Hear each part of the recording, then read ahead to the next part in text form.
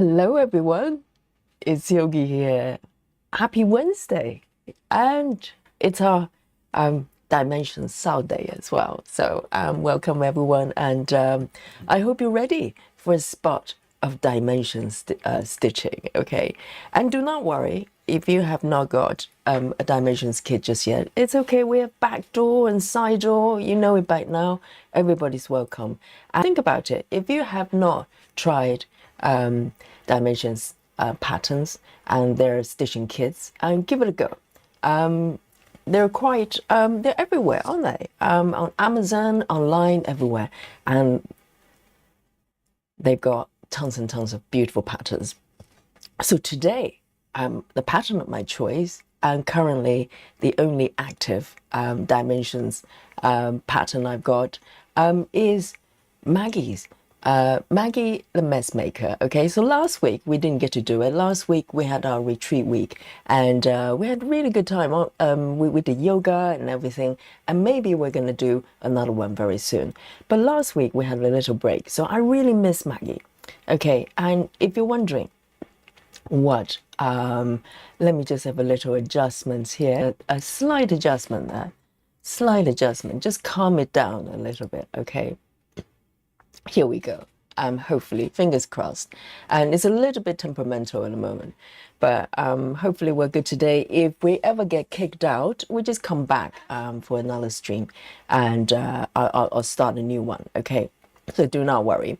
So this pattern, let me show you the markup. Okay, here we go.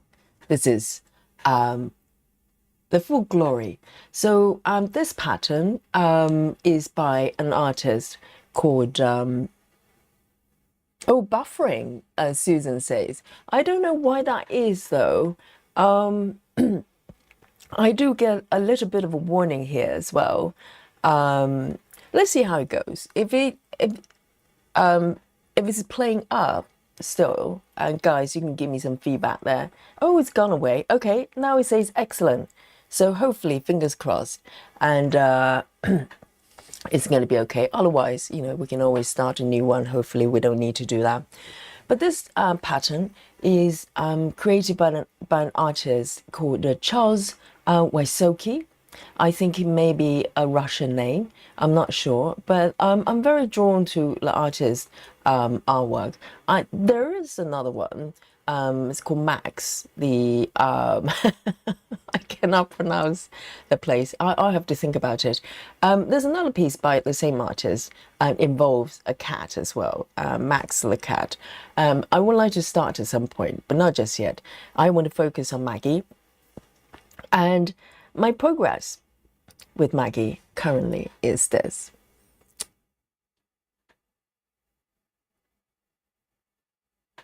Can you not hear me, guys? Can you give me some feedback? If you can hear me and you can, if you can hear me, you can see me, can you give me a little wave? Give me a thumbs up. How's that? So I know, because I see mixed comments there, and some with the audio, some with the buffering. Just give me a little thumbs up there, just so I know everything's okay. All right. Rachel says, I can hear you. Good, good, good. Just a thumbs up will help me a lot. So here we go. So let me show you my app here, okay? Hopefully it's settled, because on my end, now it says excellent in terms of the connection there. Okay, let's see how it goes. It's unpredictable. This is a live stream, okay? Excellent. So the pink hand, I'm thinking that's a thumbs up. Good, good, good. Excellent. So it's better now. And so this piece, I started from the center. Okay, I'm following the dimensions instructions, started from the center. So majority of us, I think we're starting from the center as well. So we're starting with the sewing machine there, and I think it's going pretty well. There, and slowly moving up, and just go to the direction that I'm sort of, you know, interested to stitch, and following that order. Excellent. Busy Mom says, I can hear you. Excellent. All good. I think it's settled a little bit, settled a little bit. And I rather, stuff like this happens in the beginning than, in the middle of the stream, because in the beginning we can restart, right? That's quite easy. And so fingers crossed, okay. And so let me show you the dimension of dimensions pattern. It's 252 cross in terms of width, and 216 vertical coming down. So it's slightly landscape, but close to square. And this is the this is the size of it, and it's not the biggest pattern you ever come across, but it's quite intricate because it involves not just cross stitching, but also 10 stitches as well, and various other embroidery techniques. So it's good fun. It's really good fun to do. And currently I'm in terms of percentage, just over 5%. So I'm very happy with that. And if you keep going down to the bottom there, and there are two numbers. So 44, it says it's solid colors, meaning the strand. So this piece, I'm using 2 strands majority of the times, and it's 44 colors. They're solid, and 13 blend colors as well. So as I said, this piece involves various techniques, so including blend colors. And I'm going to start a new sprint here, and this is going to capture all the stitches I'm going to be doing today, and let's see how it goes. This is not a confetti piece, but at the same time you really need to pay attention to the specs. Every stitch, sometimes the variation of tend versus cross, and also different number of strands as well. So I need to check every single time. So it's a different kind of challenge. So here we go. And guys, before I start my first stitch, of course I want to say hello to you. Thank you for your patience. Sometimes internet is temperamental, and we're here together, right? That's the most important thing. And we have Sarah. Sarah is giving us another beautiful quote. Sarah says, "You are imperfect and permanently and inevitably flawed, and you are beautiful." Absolutely. Embrace the imperfection. That means you're a human, and probably that's why we're not, a biggest fan of AI products, because it's just too perfect and too easy.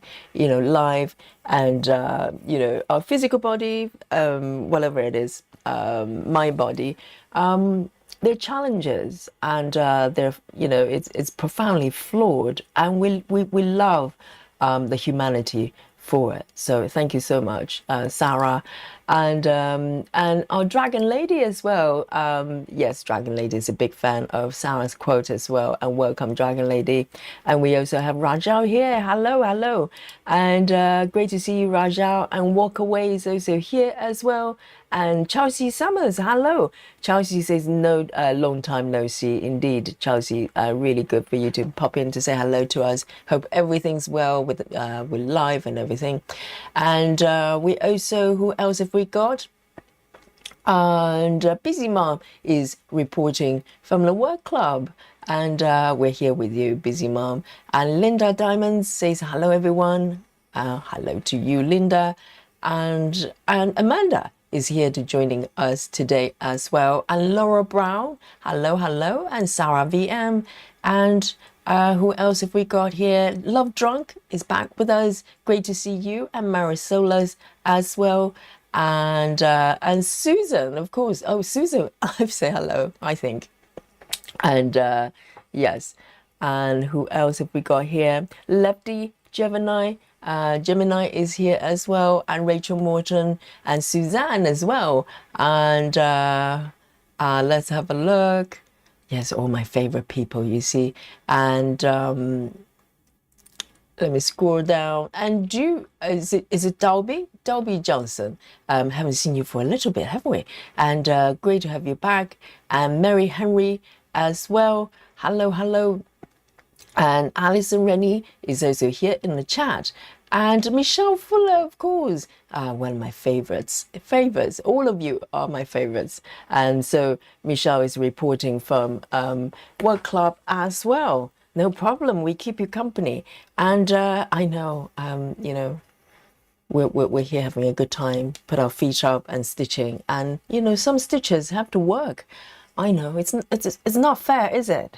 So let me zoom in a little bit and bring on my arm view here. So last time, if I remember correctly, I kind of I focused on this little chest drawers here. There are two little drawers. I have completed pretty much the bottom one. And today, I think my plan would be, as usual, I'm going to come down here and do a little bit of the sewing machine because it's full of 310 stitches. So, you know, divide and conquer so I don't get bored. I'm going to do a little bit of a sewing machine to warm up. And then I'm going to focus on this piece. Let me just show you what's happening here, okay? When I zoom out, maybe bring on the markup. So the markup is not incorporating the back stitching and all the other stitches. So just the 10 stitches and cross stitches. So this is the drawer, the wooden drawer that I'm kind of working on at the moment. But look to the right there. Not so far away. There's a little doggy there. It's so cute. So I would love to be able to move to the right there and work on the doggy as well, within reason, because I don't want to start, cross country or something like that. And so I want to work in order, but at the same time, I think I'm going to gradually move to the right and to the doggy zone, you know, to work on the doggy a little bit. So this is my plan. And but today I think I'm going to focus on the drawers. And let me know what you're working on. And again, this is Dimensions SAL. I know everybody's got some beautiful Dimensions project going on there. And the most fascinating thing is when I mentioned the Dimensions, everybody kind of went to their storage and their little stash of you know, goodies, crafting goodies. And so many of you actually found several, you know, Dimensions kits just hidden there in the drawers, maybe for many years. And so it's time to get them out and, you know, fulfill their destinies and their destinies to be stitched. So I am going to maybe pick these stitches here. I think it's just begging to be filled up. So let me zoom in a little bit more here. Hi, Guy Lane is here as well. Hello. Happy stitching to you as well. And this fabric is 18 count Ada. And it's slightly beige. I don't know whether you can see it through the screen there. The pattern's calling for beige 18 count Ada, so that's what I've got, and it's quite a, you know, very soft fabric, so it's very nice to stitch. And also I'm stitching with DMC floss, and you might be wondering, this is you know, Dimensions kit, but I'm stitching with my own fabric and also my own floss as well. It's because I have bought this pattern twice already previously in the past 10 years. The first time, maybe, I think it was around 2012. Let me just pick my first color first. And 645 is going to be my first color. I'm going to take two strands. So the first time I bought this kit, it was back in 2012-13. I think I found the kit. I don't think I bought it from Amazon at that time. I bought it in the shop, maybe one of the haberdasheries, either Liberty or maybe John Lewis. I can't remember. And I fell in love with the pattern, and I got it home and started working on it. I never finished it. You're probably not surprised with my track record. And then the second time was quite a few years after. It was 2018. I checked the purchase history, and so instead of continuing with my previous piece, I decided to buy a new kit and start it again. And I also didn't finish it.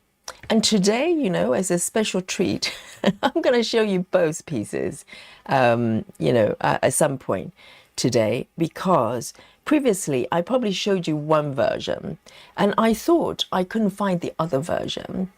And I found both. So I'm going to show you both versions that I stitched previously later on, okay? And I'm slightly surprised, and I'll explain why later on. So this is my first color here. So let me double check. Yes, indeed, 2 strands, full stitch. I need to check. And so I bought the kit the second time, didn't finish either. And, but this piece has a special place in my heart, even though I venture into sort of full coverage, heaven and earth patterns. In the back of my mind, I kept thinking about this piece and thinking that at some point I would like to come back and do it. Oh, hang on a second. I think there's some error going on there. There are a few stitches I have not marked. There are 3 stitches there. Let me do that first so I don't get confused. Can you see that? 3 stitches. And now I can come back here. That's why it's not matching. There, much better. So this time, the third time, I decided to stitch with all of you. Instead of buying the kit for the third time, I was very lucky. I got hold of a copy of digital pattern. So now I'm working on the digital pattern, working with the digital pattern, which is a lot easier. And I decided to kit it up myself. So this is the result of that. And Susan is working on Frederick the Literate. It's going well, isn't it? And Susan is so patient because I'm the kind of person that would want to do the back stitching at the same time. But Susan is waiting until the whole piece is finished. And I think, it probably won't take too long for Susan to finish that.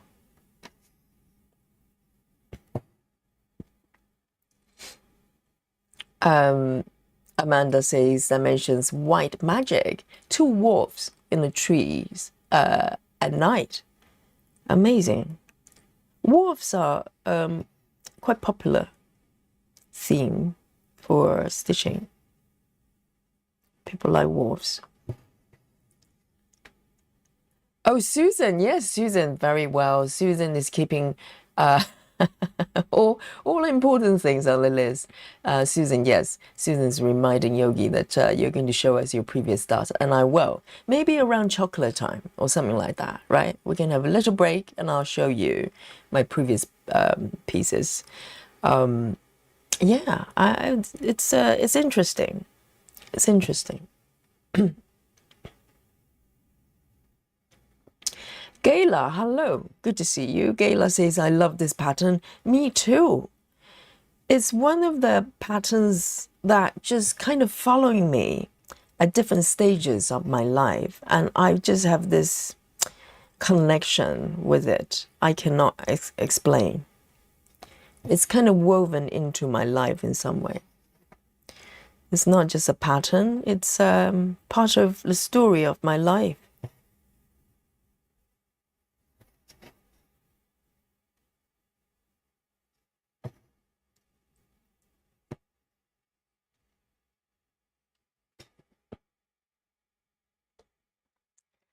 Amanda says, and I've been working on it since 2018. Really, this piece? So you probably got it around the same time as me in 2018. And each time I work on it, my life circumstances and also, the way I work on it change. And that's fascinating. Because the first time, back in 2012 or 13, I was working with paper patterns. And I remember I didn't even have an option. I didn't try to, make it digital. I was working with the original copy as well. I didn't even make photocopies. And but I didn't realize how much work and how intense it was going to be. So my paper patterns, they were falling apart, all the pieces. I have to tape pieces together with sellotapes because they're literally just disintegrating as I was working on it. I was folding the patterns forward and back, to focus certain areas, and gradually they just started to fall apart.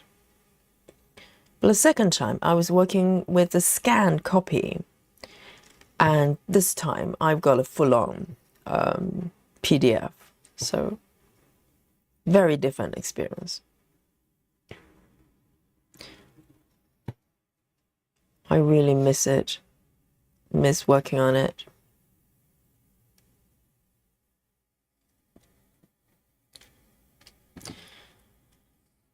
Susan's checking. Did you start a sprint? I think I did. Let me have a little look. Yes, I did. Yes, I did. Good, good, good. Yes. Thank you, Susan. And Nora says, still missing one. One of your stitches is not marked completely. Heart symbol. Oh, that's probably the one. There's 3 stitches. Really? There's one more. Oh, you're correct. Yes, there's one more on the right there. Well done. Someone's paying attention. Nora is, for sure. I will mark that one for sure. I know. Those are probably, maybe they were the last ones I did last time. I've got a habit of not marking the last ones. Let me just do that now. Good. And I've got a habit of not marking my final stitches of a session. All right, let me just see how far down this color is. Okay, 4 more stitches. I can do that.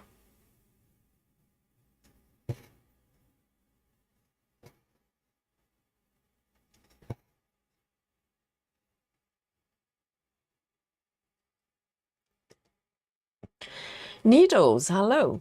Welcome. Good morning, good afternoon, good evening, wherever you are.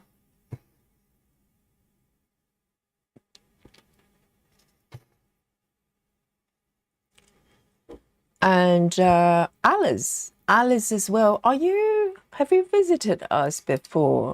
I think, yes, I recognize the handle. Hello, Alice.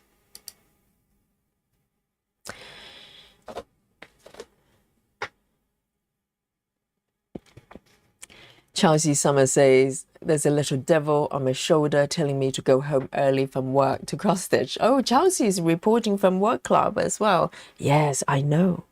Just sneak home. No one will notice.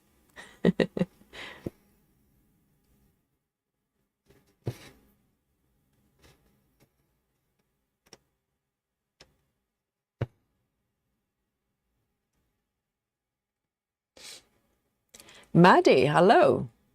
Maddie says, hello, everyone. I'm working on Fierce Beauty Mini today. Oh, Maddie is so focused. Never stray from her main projects.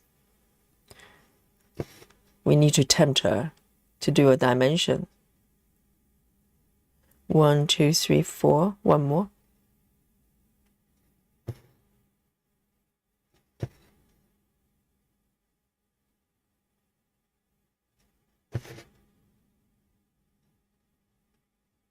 All right, so I'm going to stop my stitches here and do a little tuck in.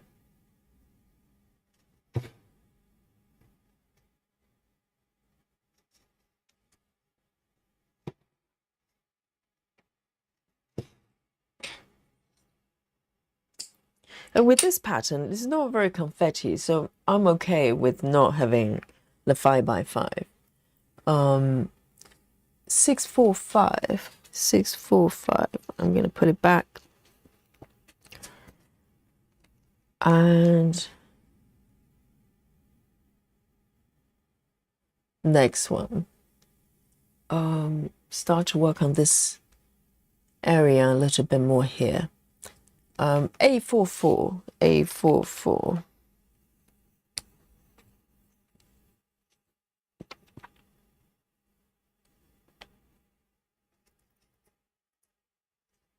So this one is also two strands. And full cross, double checking.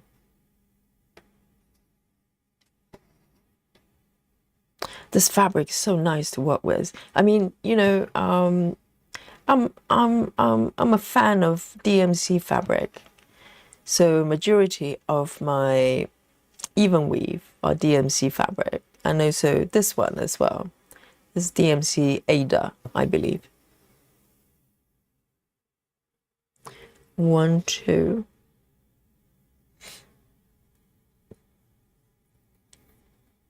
Oh, of course, Alice. Yes, we talked about that the other day. So Alice is working on the Gustav Klimt piece. Yes. Thank you for reminding me. And I hope it's going well. And Alice, have you joined our Facebook group? Because you could share your webs and you get to see everybody's webs as well. We'd love to see your piece.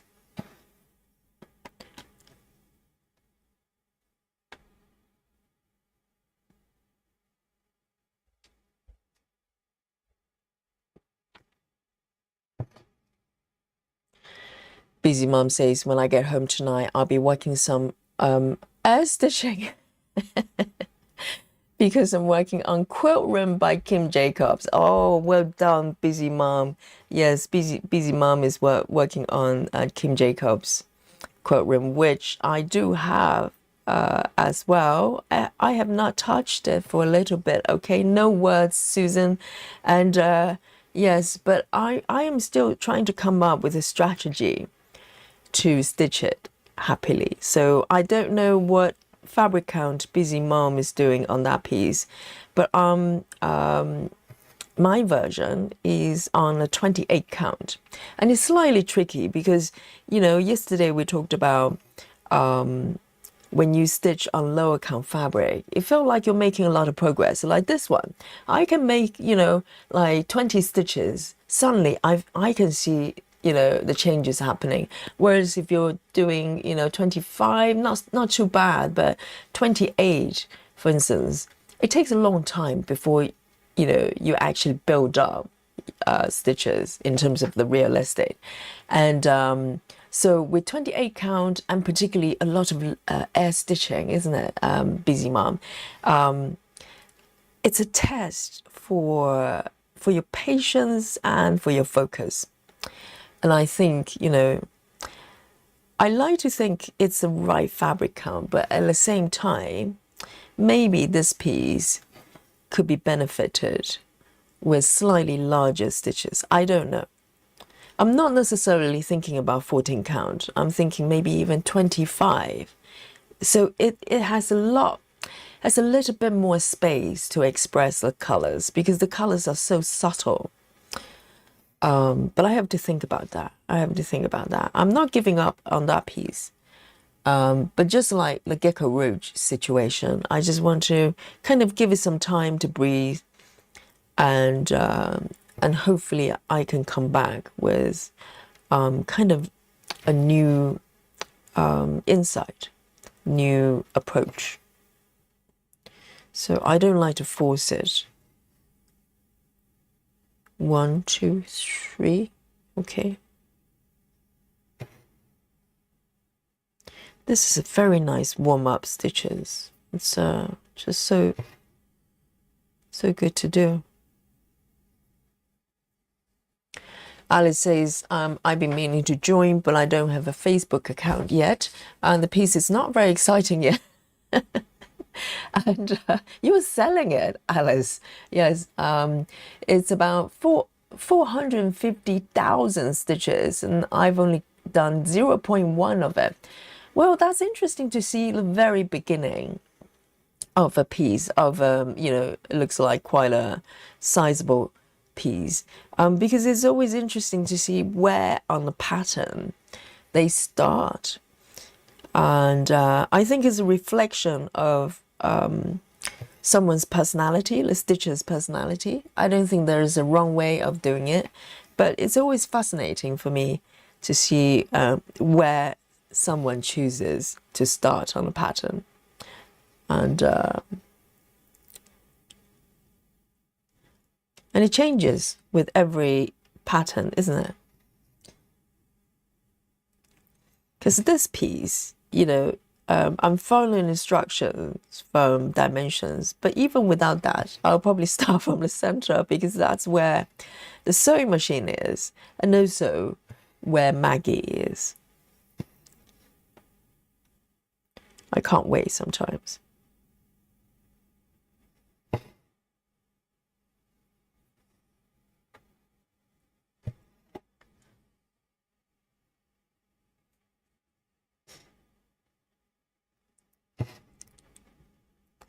And with this piece, because it's not very confetti, so whenever I can, I do Danish stitches within reason.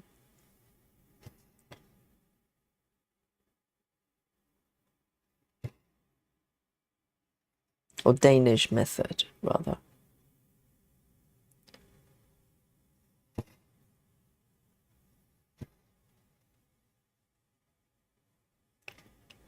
So 2 more here.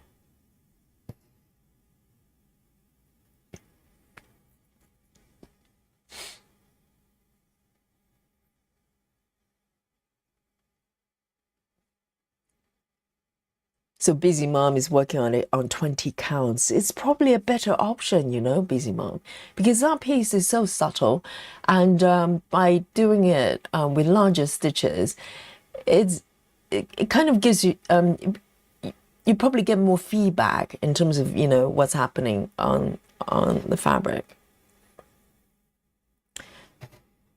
I think even 25 counts would be probably, it will probably work a little bit better. I don't know. Because when I started that piece, I was quite new to 28 counts, and I was very, very into it. And with my Gecko Rouge and also Traveling Library, they work really well. Oh dear, I just did 2 stitches. They're not supposed to be there. I got distracted. Reverse stitching, everyone. Demonstration. I think just 1. Let me have a look. Oh, I see. Okay, so that stitch is supposed to be there. I wasn't looking. I was just talking.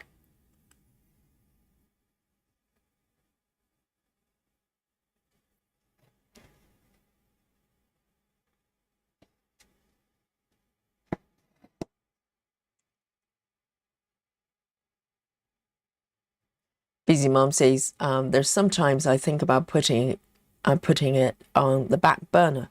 I can kind of relate to that. I'm not giving up on it, but I just need to kind of not stitch it for a little bit and have a think about it. It's strangely challenging, actually, because if you look at the markup, it doesn't look that, you know, the color schemes are quite light. It's just part of, you know, Kim Jacobs style. And I love, you know, the star and the colors. But at the same time, I didn't realize how challenging it would be to stitch it. It was quite a surprise.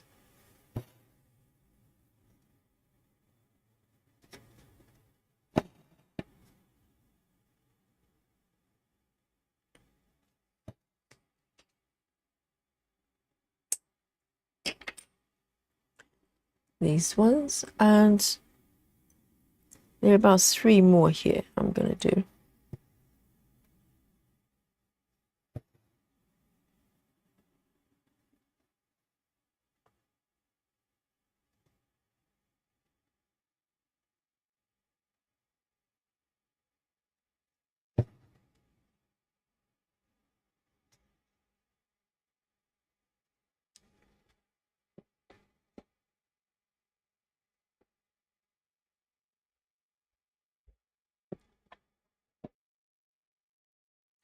So Alice says, personally, I'm an upper left corner kind of girl.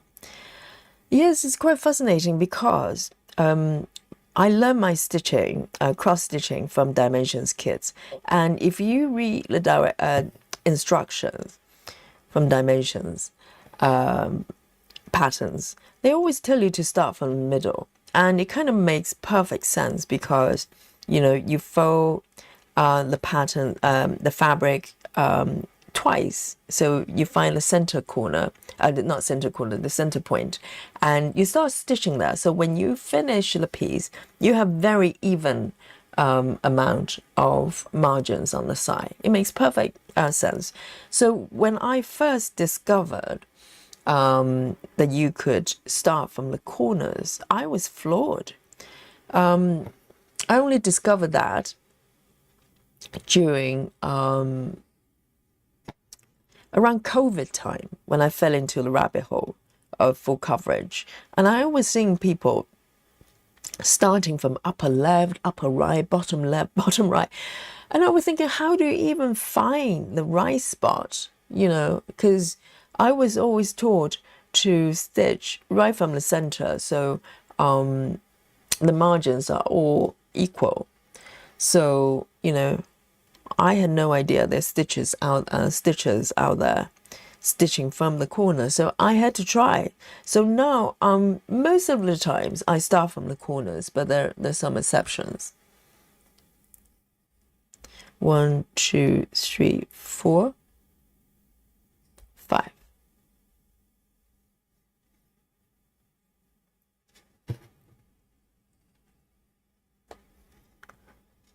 You know what? I'm gonna do a very temporary parking here.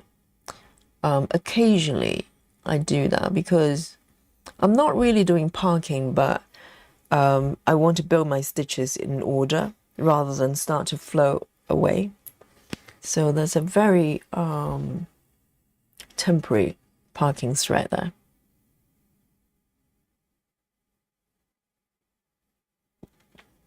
Clara, hello. Good to see you.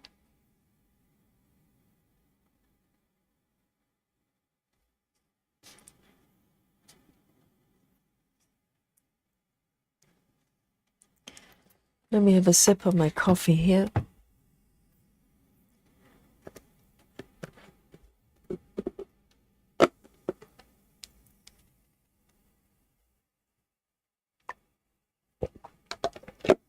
Hi, sound stitching. Happy Wednesday to you.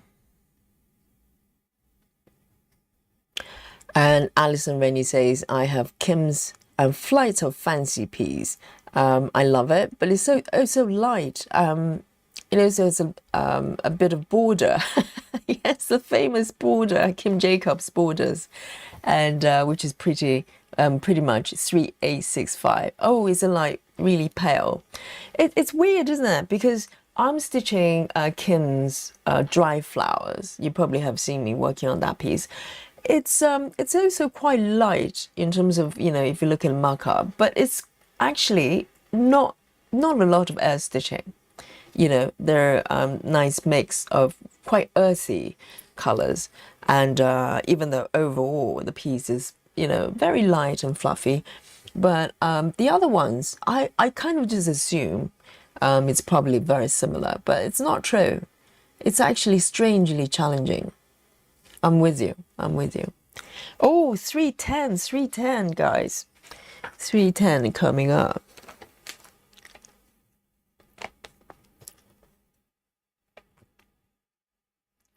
So I'm going to take 2 strands of 310, So this is the right side of the old-fashioned sewing machine there. There's a little dial, a little wheel.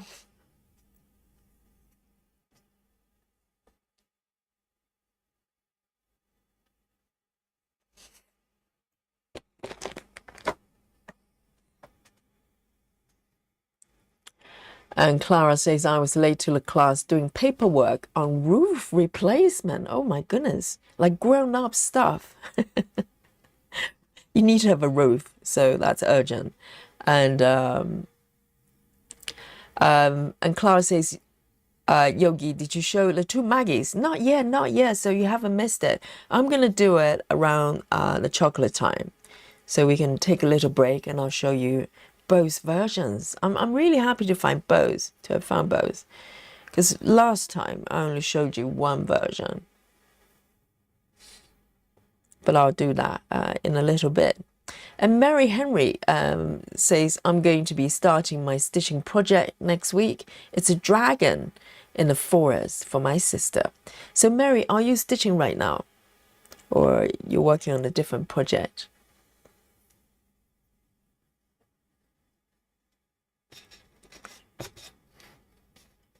I don't think I ever stitched a dragon. I've stitched kitties.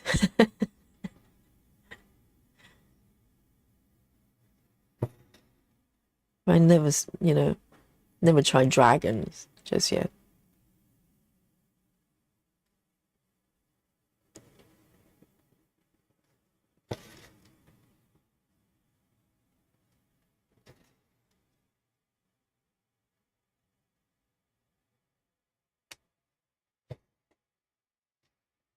Oh, it's a little bit tangled.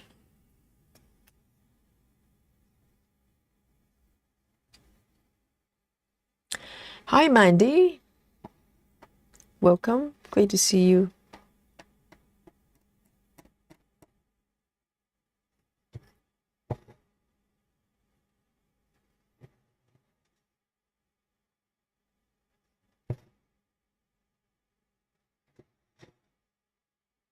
Gonna do a little bit of Danish method.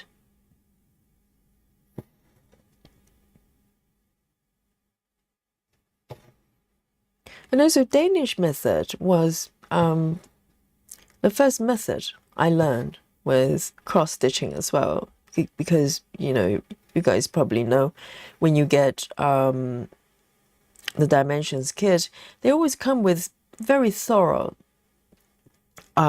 instructions.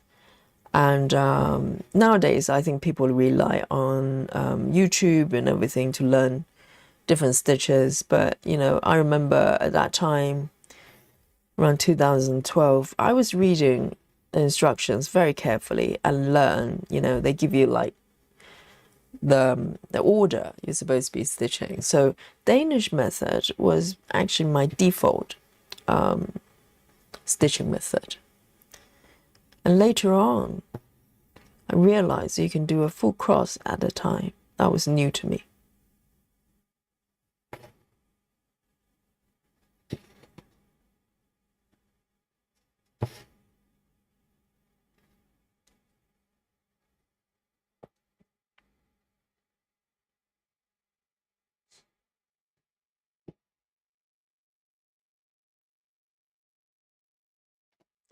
And I think Danish method is a very nice method to do if you have a nice cluster of the same color. It's not a great method if you do confetti, or maybe heaven and earth type of projects.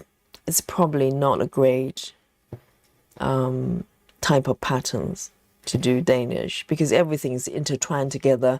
If you make a mistake, you probably have to undo more stitches than you need to.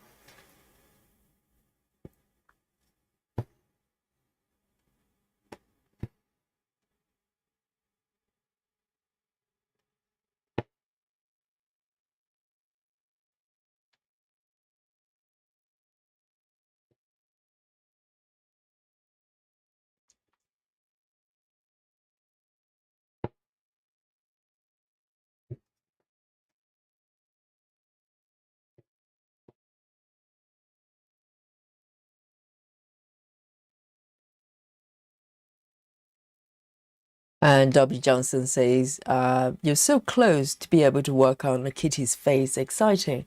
Yes, I am. Literally. Yes, I'm just looking at the mock-up here. Maggie's face is literally here. But at the same time, with Maggie, just look at the mock-up there. It's full of white stitches.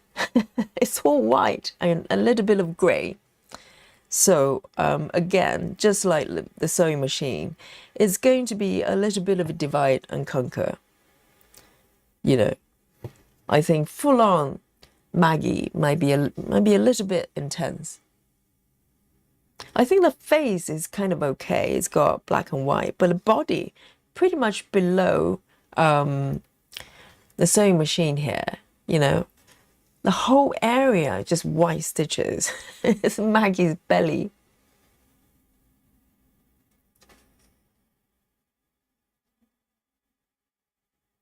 But I'm looking forward to it.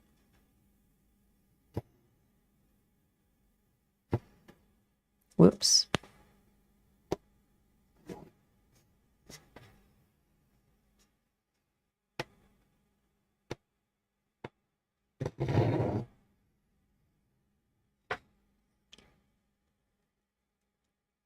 Mary Henry says, I have not done cross-stitching about 3 years.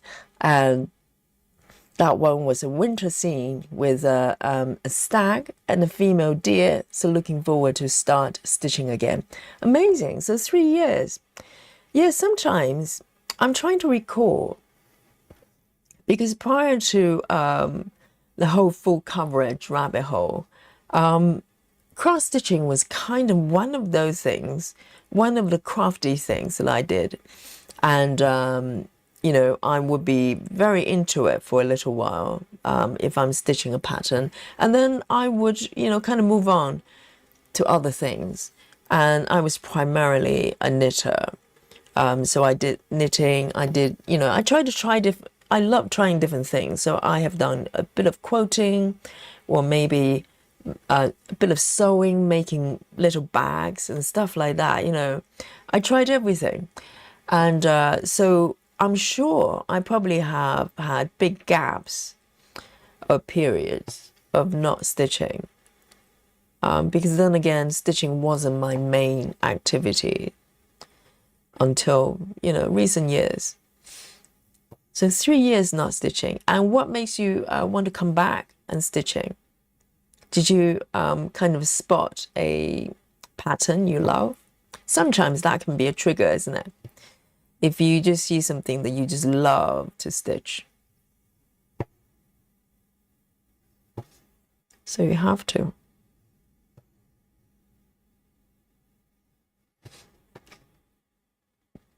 And also, I used to do a lot of needlepoint as well. And recently, the last week or two, I've been doing a lot as well whenever I could, because it's very easy going.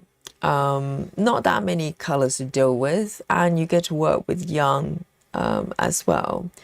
So needlepoint, not last week, but a week before that, with a members stream, I actually worked on one of my projects. And I think this coming Saturday, guys, we can do another side quest for the members. And I'm going to work on a different project.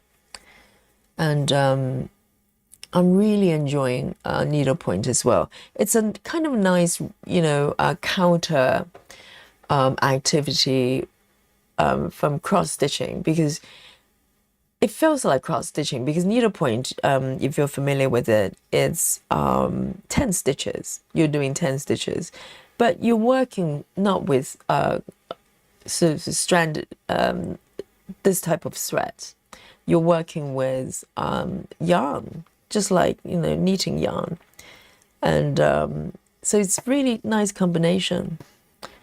And whenever I have time, I just pick it up and start stitching. Do I want to park? I couldn't I? So it saves me from ending the thread, but I have no idea where I should start next. How about here?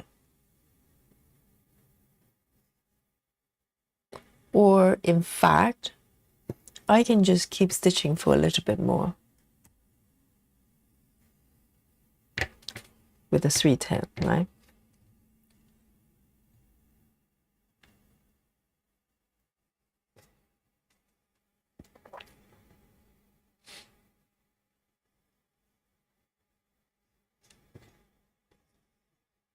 Oh, Maddie, you're unstoppable. 3,000 stitches just in the last 15 minutes. Amazing, Maddie.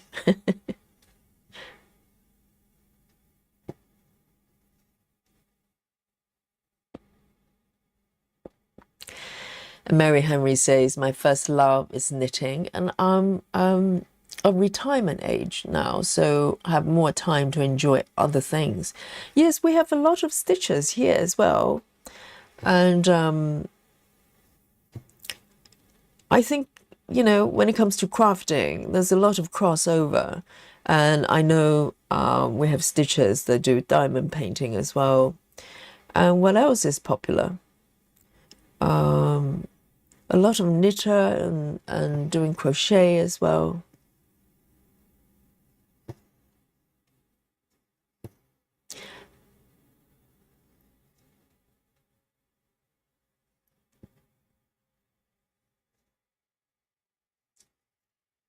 There's still a whole bunch of 310 here.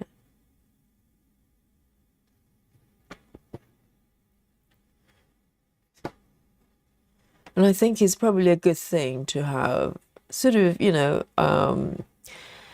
what I call side quests.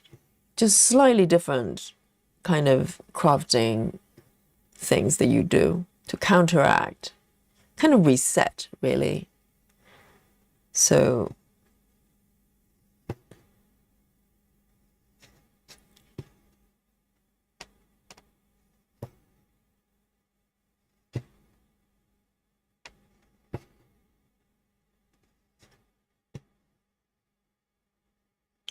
let me have a look here. There's one more.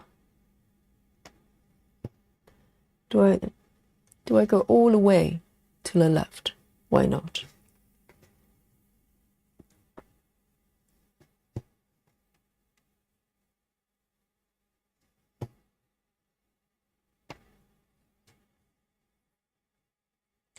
Oh, busy mom is doing sewing. Yes, that's true. So knitting, sewing, crochet.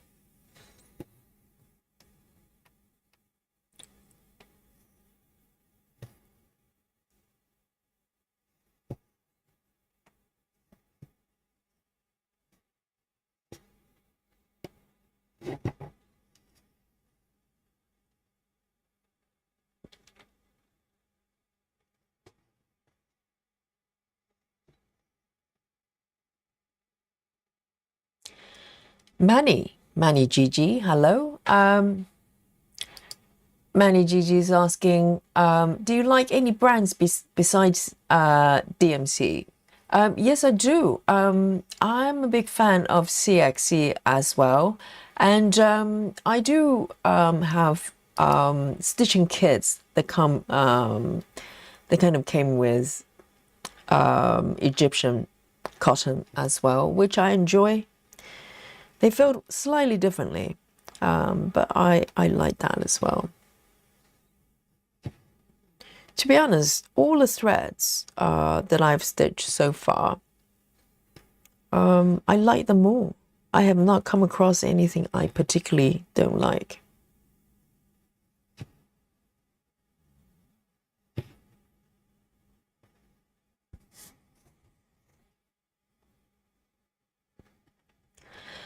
Alice says, I returned to cross stitch after about a year away simply because I realize all rules are made up and I can have fun and relax at the same time. Also, having an offline hobby is such a relief. Absolutely. Yes, making things is relaxing as well. And that's interesting. So, Alice, did you kind of stop stitching because you feel like you couldn't follow the, well, quote unquote, rules? I wonder what they were. But you know, if you've been following the channel for a little bit, for those who have been sort of, you know, watching the streams for a little bit, you probably know I play games as well, video games, and we have a lot of gamers here in the chat as well. And it's funny because that's why I think this is why balance is the key of life, because even though I enjoy video games from time to time, recently I haven't got enough time to kind of do anything, but when I do play video games, sometimes I start to feel like, oh, I need to do something with my hands, kind of actually making tangible things, because, you know, video games can be quite fun, but ultimately you're dealing with something on the screen and you kind of miss, you know, touching things and stitching things. So a lot of times I just go, well, just let me do some stitching. And I think it's very, you know, it's a very human thing to want to make things. And this is how we got here as a civilization, isn't it? We make stuff.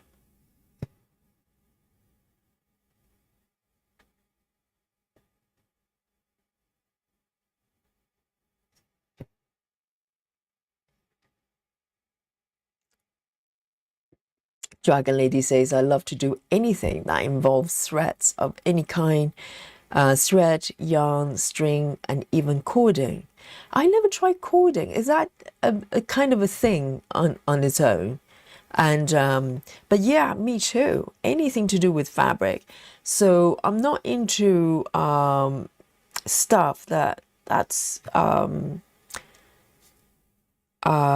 trying to put it, because some people enjoy doing maybe diamond painting. I mean, diamond painting doesn't involve fabric or thread, even though you have a canvas.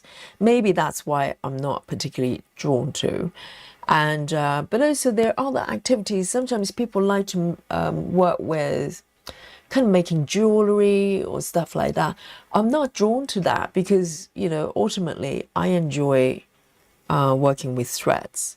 So it's a little bit like Dragon Lady. Anything involves fabric, threads, yarn, I'm interested.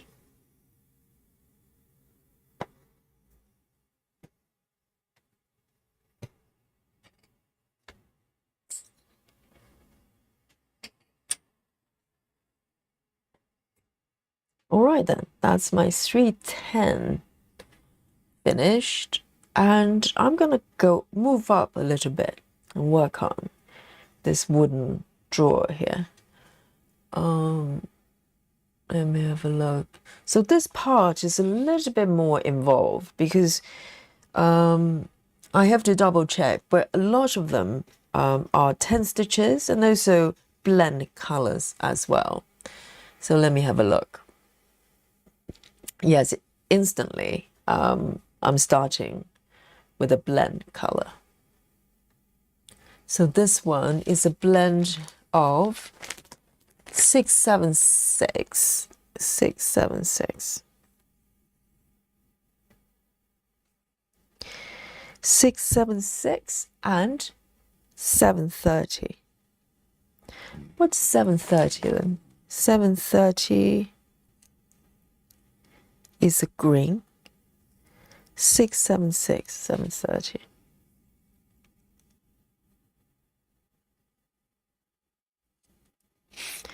Six, 7, 6 is a yellow and 730 is a green.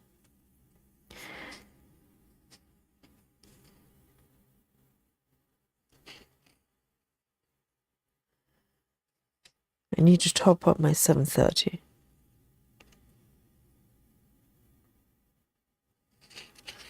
There you go. The first blend color today.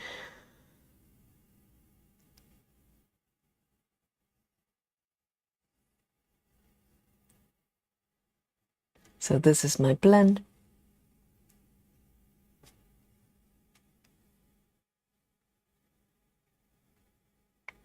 Chelsea Summer says, who else has been addicted to playing Pokopia? Oh, is that the Pokemon open world game? Someone else mentioned that the other day in a chat. Someone's playing that as well. And I think that one requires Nintendo Switch 2, doesn't it? Which I don't have. Probably a good thing, because currently I'm really running short with time. All right then. I'm gonna get my my little tool out here. I probably need a little bit of railroading. Let me have a look. Move my little kitty here. So I just use my oops. Oh dear. Hang on a mo. Let me pick up my phone.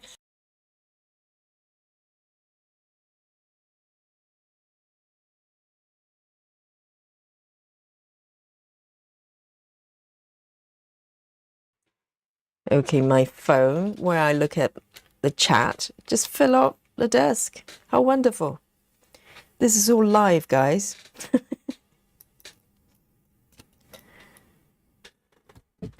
Let me move over here.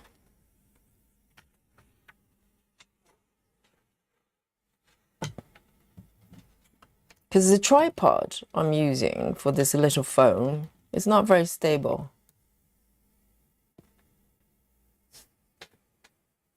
I was just going to show you where I put my my little cable needle here. So this is what I use for railroading, and I've got a needle minder here, and I just pop it there. Just trying to show you how clever I am, and my phone is not, it's not playing with me.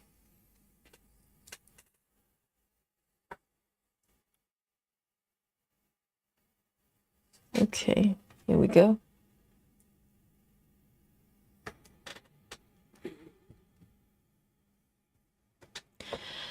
Chelsea Summer says, Yogi, how do you store your blend threads if you have some left over? Good question.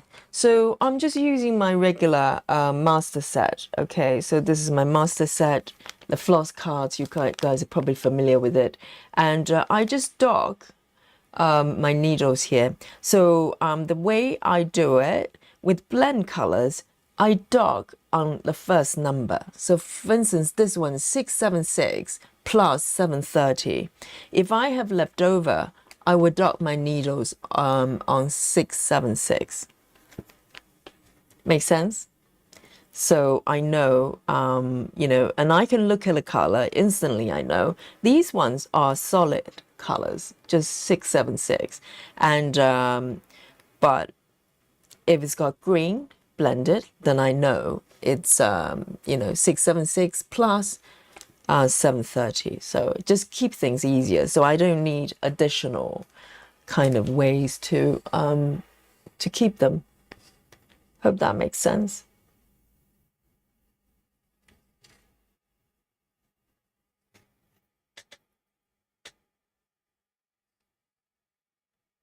Yes, we were talking about Pokopia. Apparently, I was reading the reviews for the game. Some people kind of, you know, they think it's like game of the year or something. I have no idea. It's like a open world, sandboxy Pokemon games or something like that.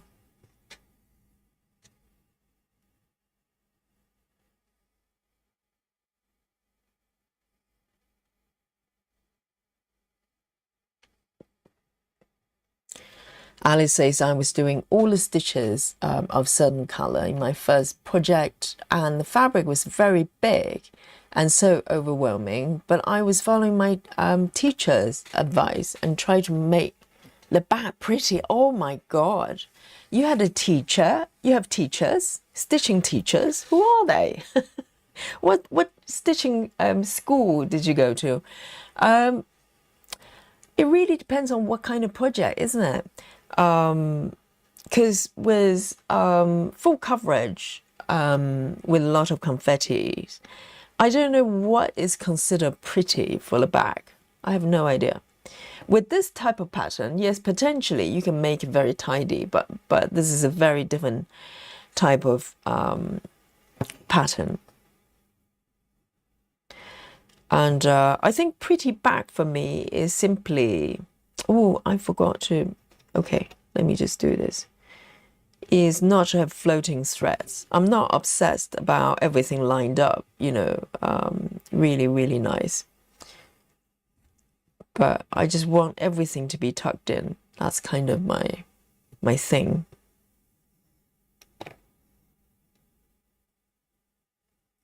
Let me zoom in a little bit so you can see the blend stitches a little bit clearer.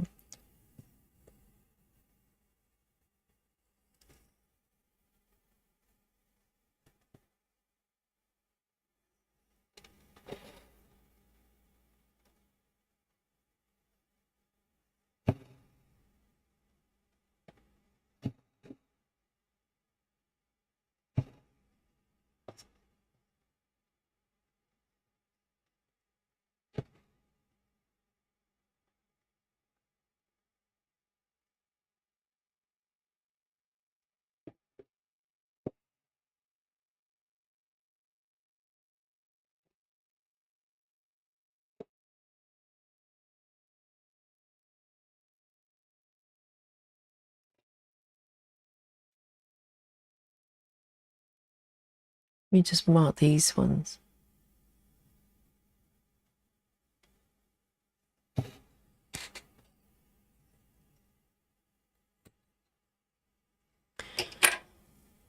And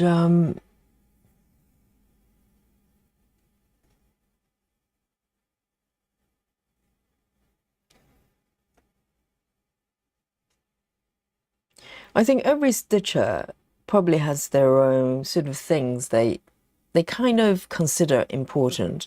And tidy bag for a lot of stitchers, you know, it's kind of nice to have, but not essential. So, you know, every stitcher is very different.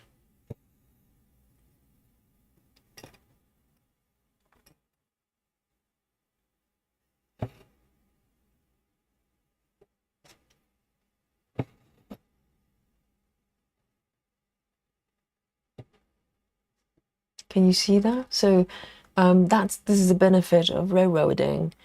Both colors are equally, they take up equal kind of space, if you know what I mean. If you don't, they can twist over each other. So maybe green is peeking out a little bit more than yellow, etc.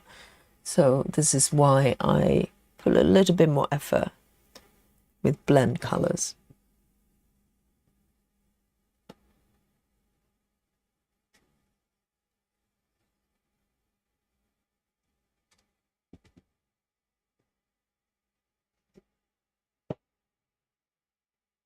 Hi, Janine. Good to see you. Have you just come back from work?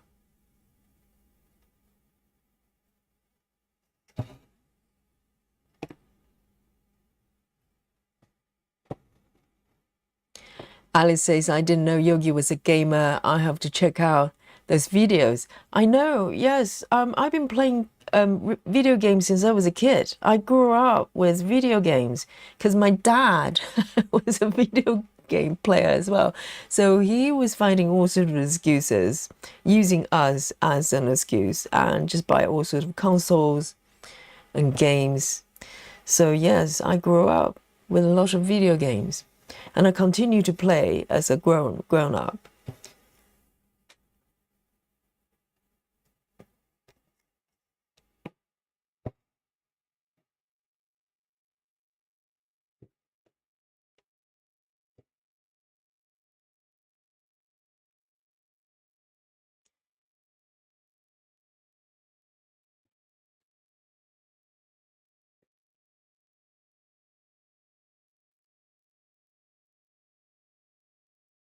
Susan says Yogi's ghost strikes again. Yes. I mean, you know, This room is probably haunted.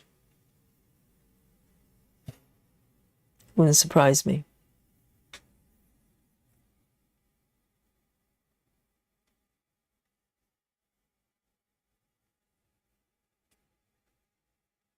Janine says, I never worry about the back. It's a hot mess.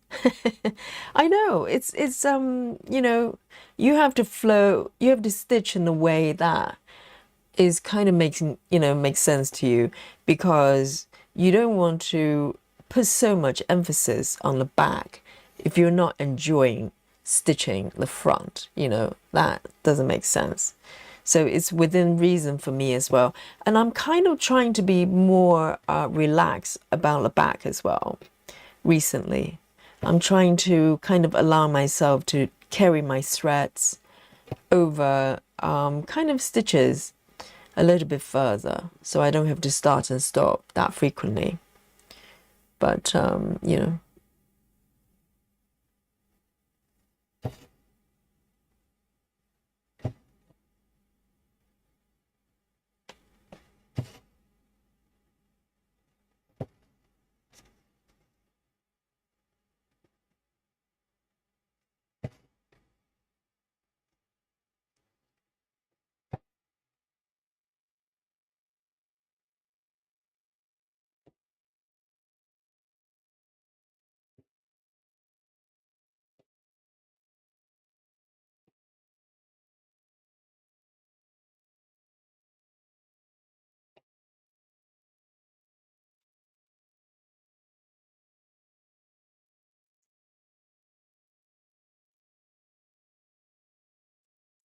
Alice says, for my family who taught me the back being pretty meant only straight vertical lines like that. I know what you mean, Alice, but that's only possible if you're stitching a whole bunch of stitches of the same color, right?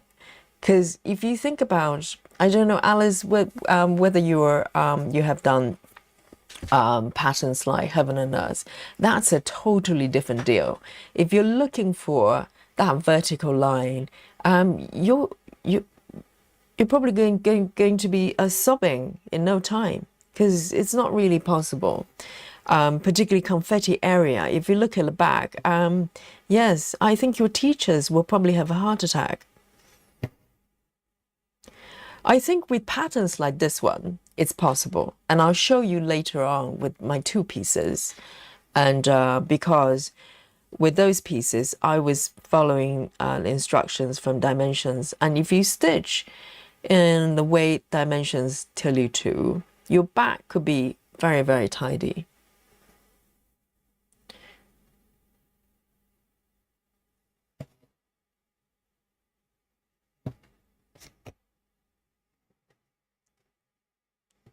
Maybe you should, you know, ask your teacher to show you how to make it possible for full coverage, you know, like Heaven and Earth patterns. I don't think they'll be able to do that.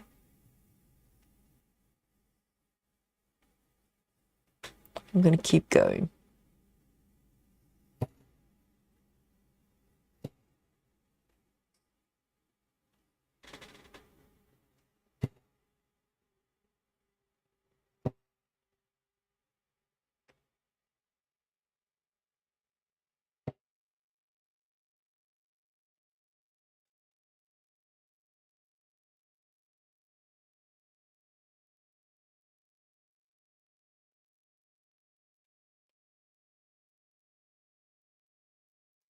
Ah, Chelsea, I know who you're referring to. Chelsea says whoever's working on Gnome Tinker has the most neat and gorgeous back I've seen. Yes, it's River. So her name is Shelley on our Facebook group, and she has been working on this piece for a little while. So I've been following the progress. Yes, indeed. I don't know how she does it, but she is working on 10 stitches though. So River, I don't know whether it's lurking or sometimes she pops on to say hello, but she's doing 10 stitches pretty much exclusively. And yes, her back is looking very similar to the front, isn't it? I don't know how she does that. She never quite really explained it. So that's a different type of tidy, right? That I would consider as very neat as well, even though it's not vertical lines, not quite like that. But the back, for some reason, is looking very much like the front.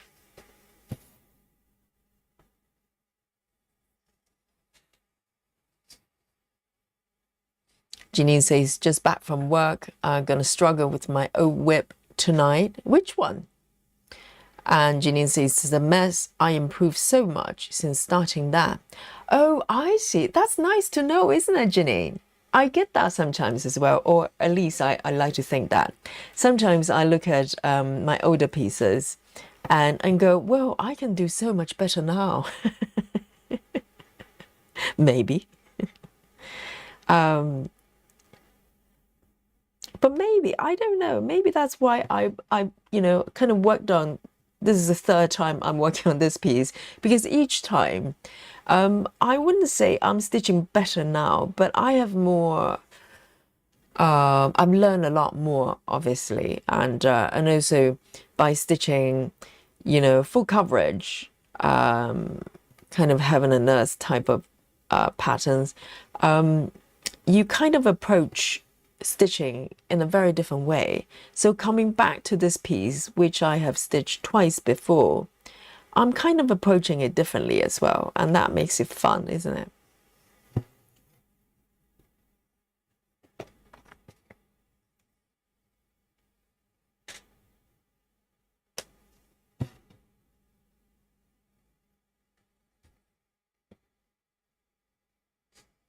Chelsea says, I was a Nintendo kid. Every minute we read during the week was a minute of video game time on the weekend. Yes, I grew up with all sorts of consoles. We had PlayStations, we had Nintendo, of course, and a lot of handheld devices. I'm trying to think. And also, only recent, maybe 3 years, I actually got an Xbox, because normally I'm not really an Xbox fan. And I can't remember why I got Xbox. Was there a game that was Xbox exclusive or something like that? So, so yeah, in our household, we've got all three, the big three: Nintendo, PlayStation, Xbox. I haven't got Nintendo Switch 2 though.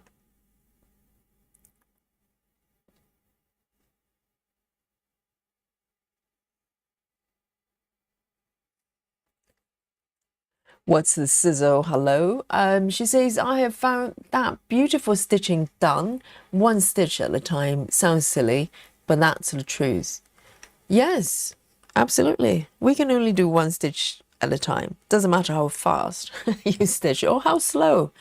We're always doing one at a time. Indeed.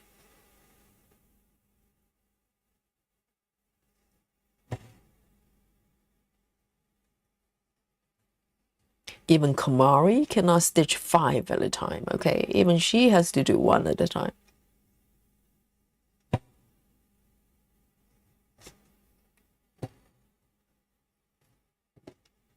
Let me double check. So far, so good.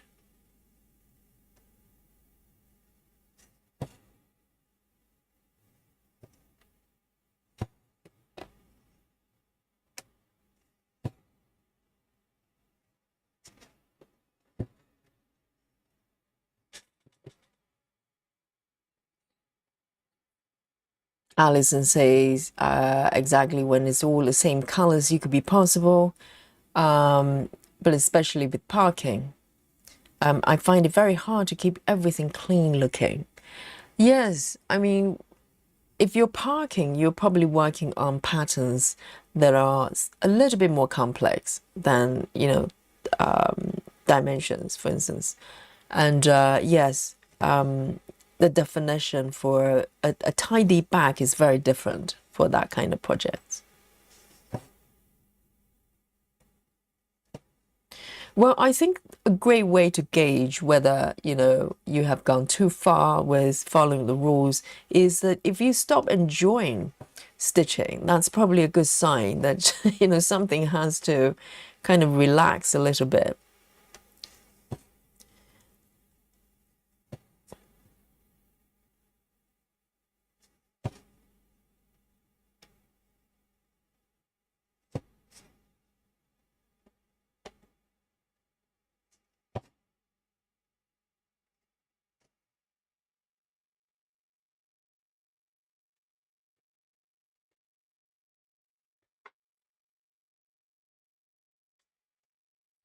Linda says no one's going to see the back when it's framed. Exactly. Well, yes and no. I'll say yes and no, because even though being framed, of course, you can't see the back, but with this type of project, it's kind of part of our life. For many years, a lot of times, all the webs I've got, they've been with me. Some of them have been over 3 years, and yes, I think it really depends on whether you care about it. If you don't mind what your back is like, in a way, it's probably more free for you to stitch in a way that's, it's probably faster in some way because you don't have to start and stop and think about what's happening in the back. But at the same time, I like a certain, if my back has got floating threads everywhere, I don't think I'll be happy. But that's just me. It's not a rule. It's just me. So you have to do what you feel is most important for you. But it shouldn't be a rule, It shouldn't be the definition of it's a beautiful piece of stitching or not.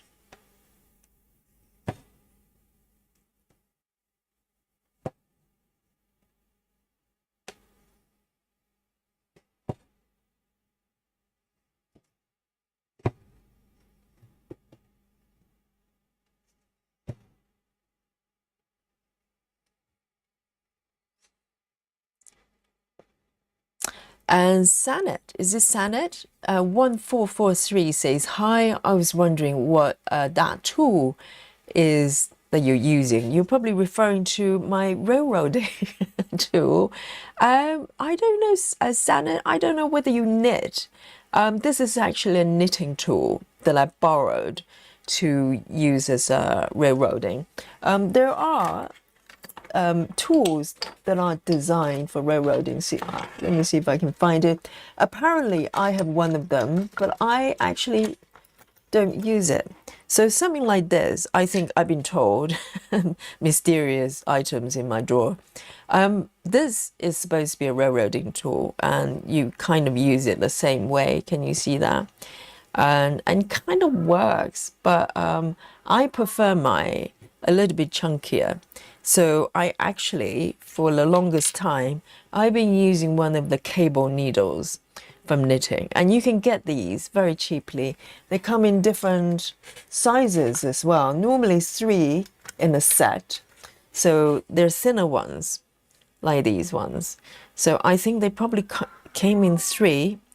And I just grab the size I want. You probably can use different sizes for different size of it. Oh, that's Lily crying right there. Can you hear it?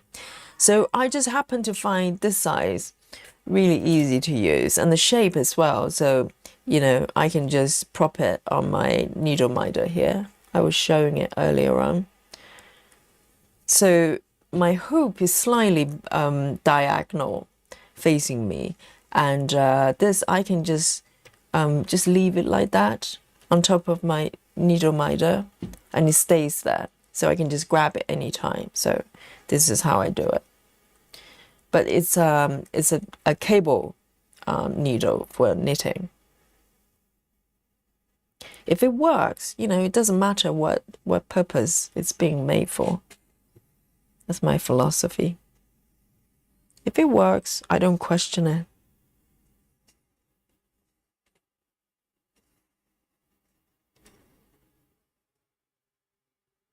One, two. 1, 2, 3, 4, 1, 2. this one, I'm not super happy because I can't see the green coming through.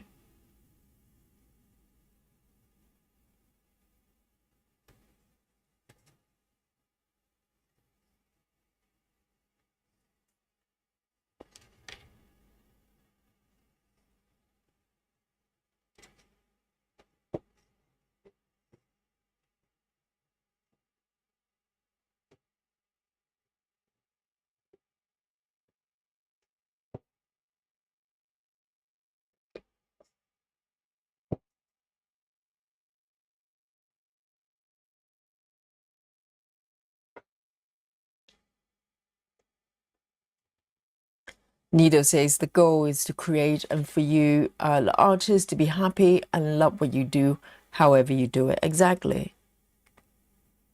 And I think, you know, most stitchers in this community probably have a good sense of not imposing any particular rules on others. That would be quite silly, wouldn't it? To tell people you have to stitch this way or that way. I mean, sometimes their advice, you know, maybe they're better practices for good reasons, not just because, you know, someone says so. I mean, there are things, you know, they're probably better methods to do certain things, and that's useful. But if it doesn't work for you, then just do it your way.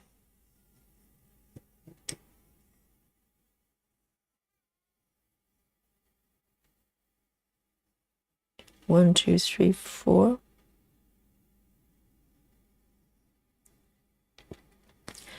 Janine says, the whip I'm working on is Chocolate.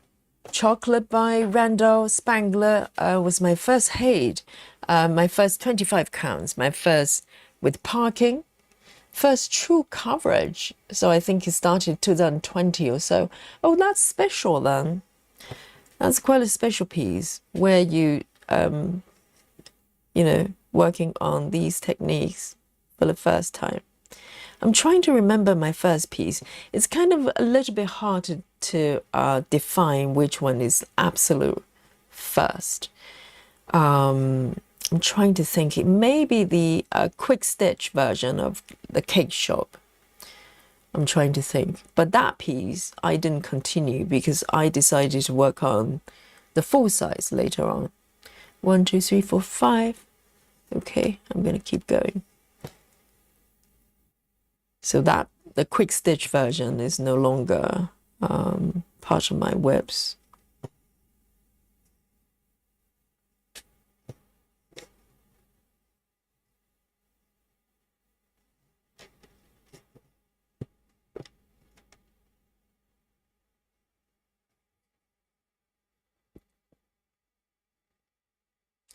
Chelsea says, I got this Switch 2 because my Switch Lite decided to retire. Is there such a thing as Switch Lite? I didn't know that. I got the original Switch. I didn't know it was a light version. Oh, well, the battery stopped holding, stop charging. You know, the original one I've got, I got it, when was it? I think when it first came out. I got it because of Zelda. I think everybody got Switch 1 because of, you know, Breath of the Wild. And when was that? Was it 2018? Something like that. It was ages ago. And now it's still working fine, but sometimes it makes noises, you know, like when a machine is sounding like, you know, it can't breathe or something and you start making noises. But other than that, it's still working, still working. But unfortunately, I won't be able to play any newer games that requires new machines.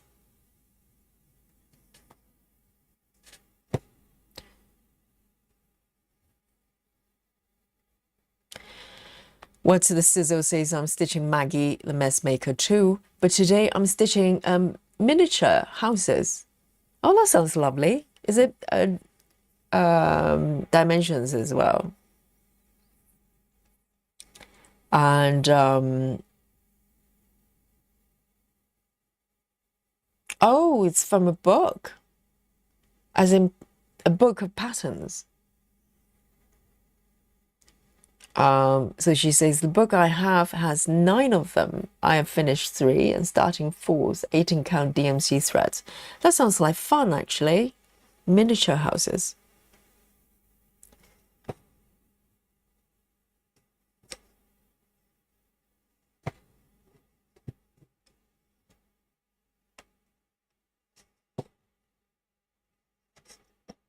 Okay, I'm gonna make this one the last stitch and then end it.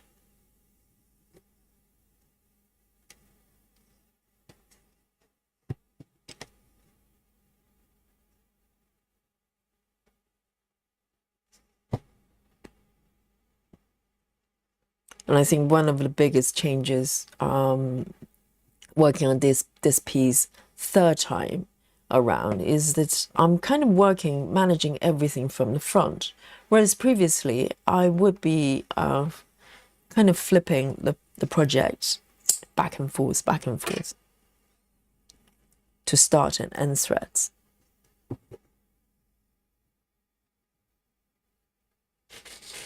Okay, let me take a sip of my coffee.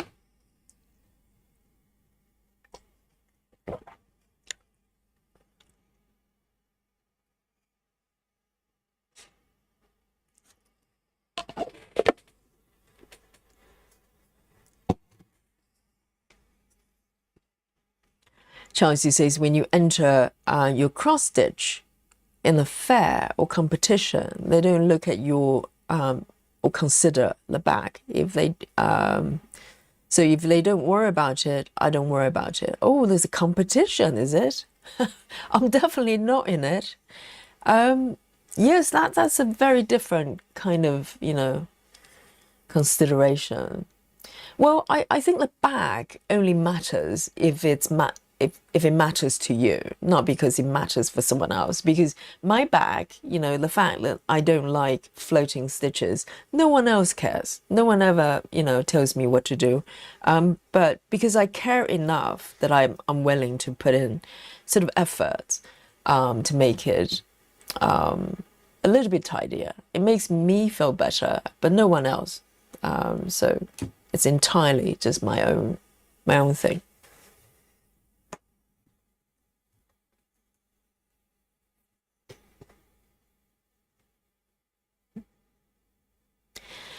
Betty says you can actually use your needle to railroad, put your needle between 2 threads and pull. Yes, I've seen people doing that, and I've tried it as well. And also sometimes if I'm not so bothered, I just use my finger to do it. I can demonstrate that. I demonstrate both in a bit. Let me pick my next color. Okay, this one is also a blend. I mean, this area is full of blend colors. So this one's 730 this time. 730 plus 987. So I've got one threaded already, 987. Let me double check. Indeed, I've got one threaded already. Very nice. So this one's a little bit more subtle. There's 2 shades of green.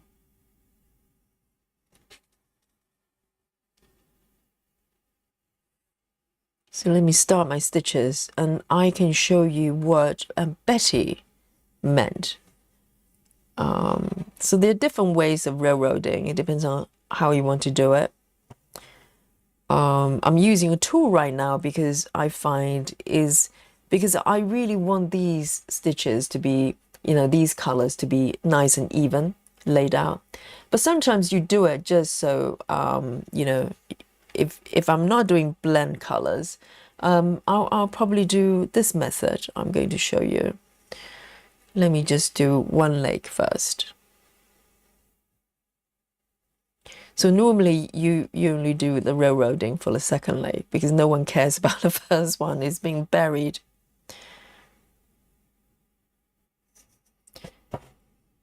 Okay, so Let me see if I can do it elegantly. Let me zoom in even more so you can see. So what Betty meant is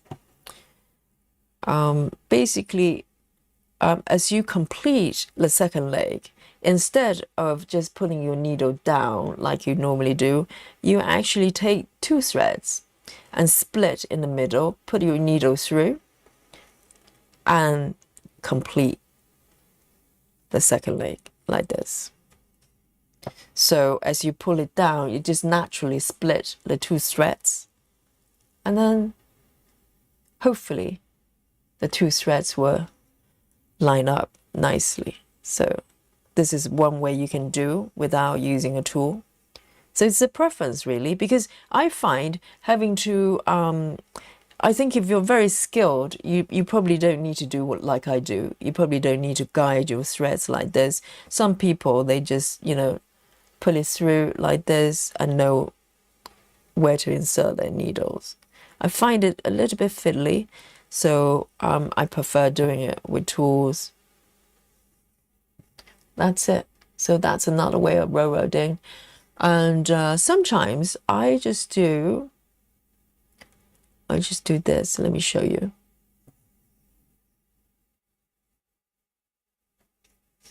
Let me do the first leg.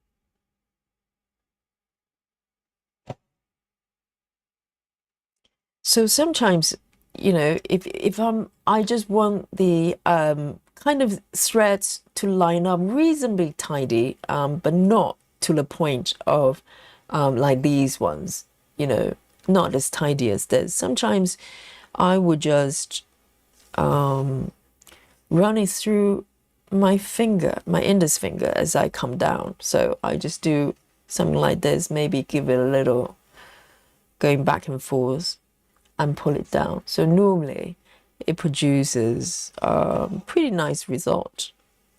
So it's really up to you, you know. And also with the fingers, you don't, it's always there. So you don't have to grab the tools or stuff like that. So it's really up to you, whatever you enjoy doing. So this one is working quite well as well.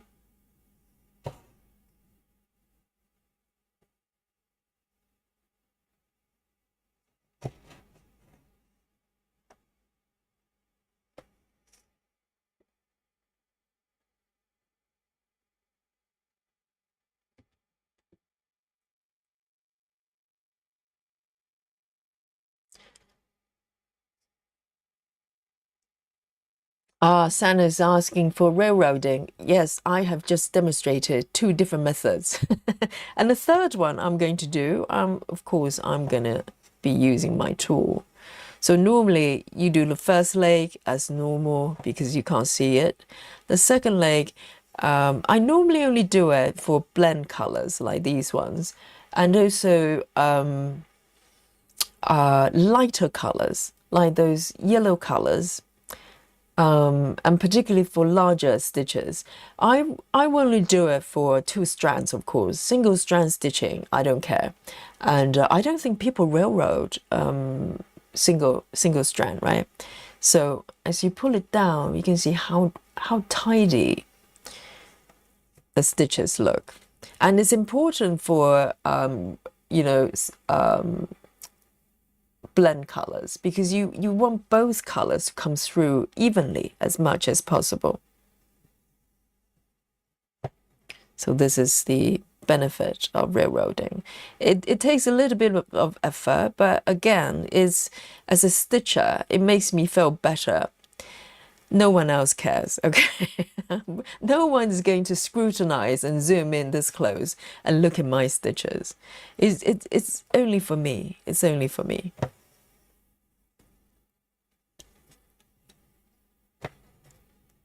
And you have to enjoy it. You know, if you don't enjoy the process of railroading, you shouldn't do it. You don't need to.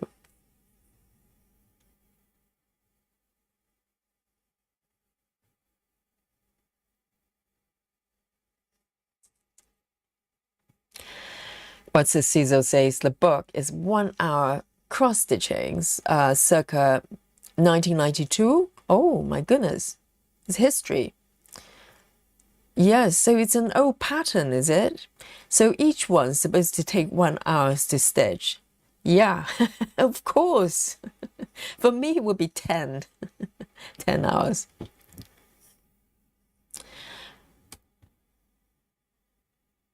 Oh, now some debates over whether the backs are important for fairs. I didn't even know they're fairs. They judge people's stitching. That's brand new to me. And so some fairs, they care about the backs. Well, I suppose depends on the patterns. I mean, this type of patterns, it kind of makes sense to look at the back because you could, they can probably gain some insight in terms of how you stitch. It's not all about the front. I can believe that. I can believe that.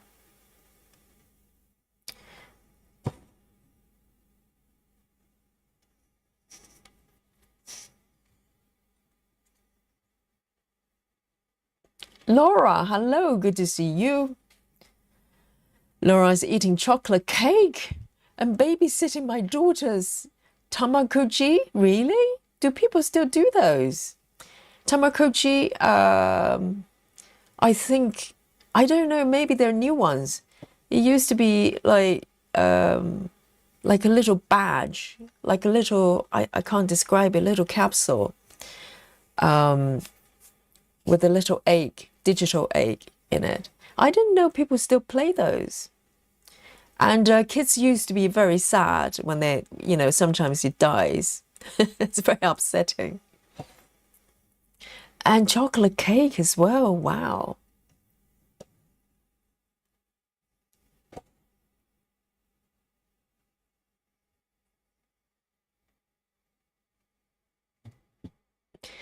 Lefty Gemini says, I bent the back of my needle on the eye just a little, so my bottom hand knows how to catch. The needle doesn't turn. Huh? Does that mean you go down and come up the same way? Why would you do that? Maybe I misread it.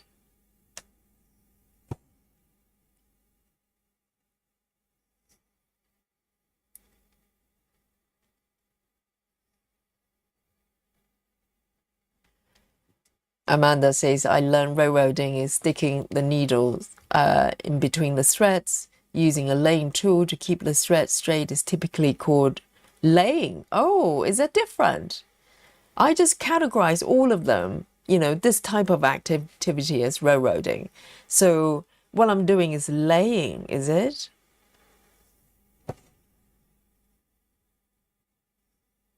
Yeah, because these ones supposed to be laying tools, but basically it's kind of doing the same thing, isn't it, for the same effect.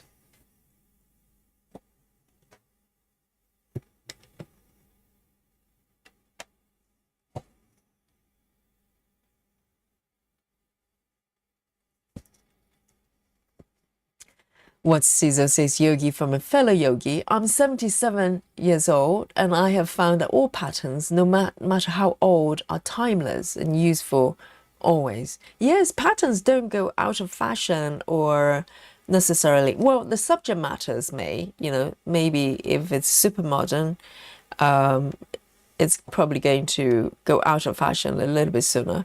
But yes, all patterns can be stitched at any time for eternity. As long as the fabric or whatever, there's no fundamental changes, then all patterns are there. They're timeless. You're right. Because this pattern, apparently, Maggie, has been around for about 30 years. I was really shocked to find out because I only found it for, seeing it for the first time back in 2012. And that's quite long ago. That's over 10 years ago. And I realized only through, you know, this stream and the chat and Facebook group, someone had been, you know, their stitchers have been stitching this pattern since the 90s. So this pattern's probably has been around for around 30 years. But it's still, you know, totally fresh. It's exciting to stitch, and the pattern is beautiful, isn't it?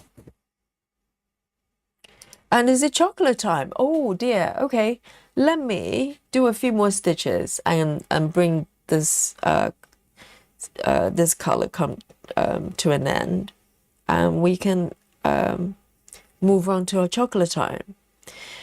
But Laura is already having chocolate cake, so she's already started the chocolate time.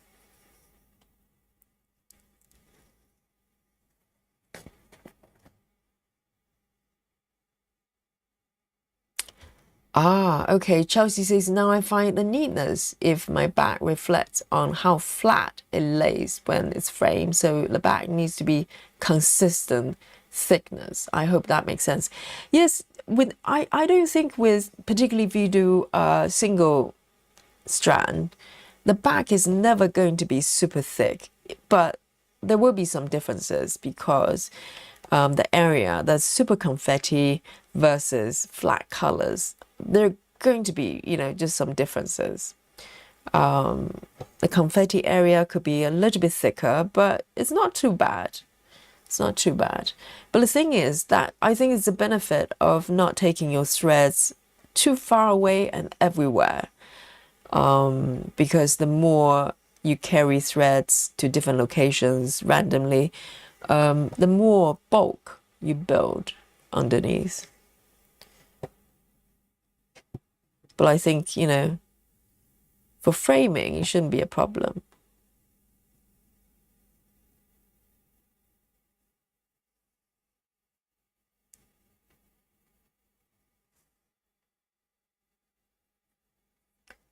Yeah, dragon ladies, you know. Fully focused now. Someone mentioned chocolate cake, indeed. So let me just do a few more stitches. Oh, never mind. Why don't I part this one here? I'll come back.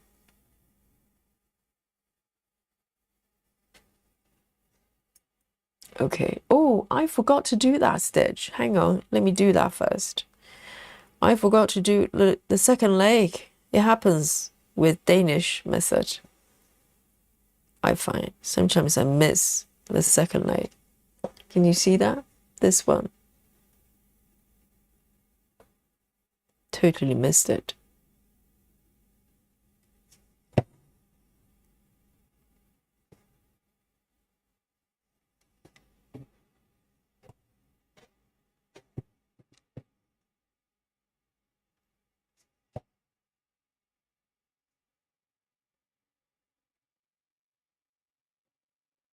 Should I end it? Why don't I end it?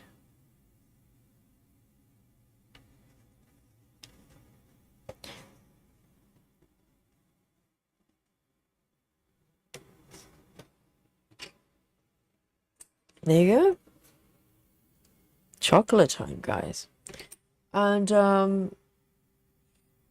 Dragon Lady says, my chart is dated 1998. Wow. Yes, I think a good chart is timeless.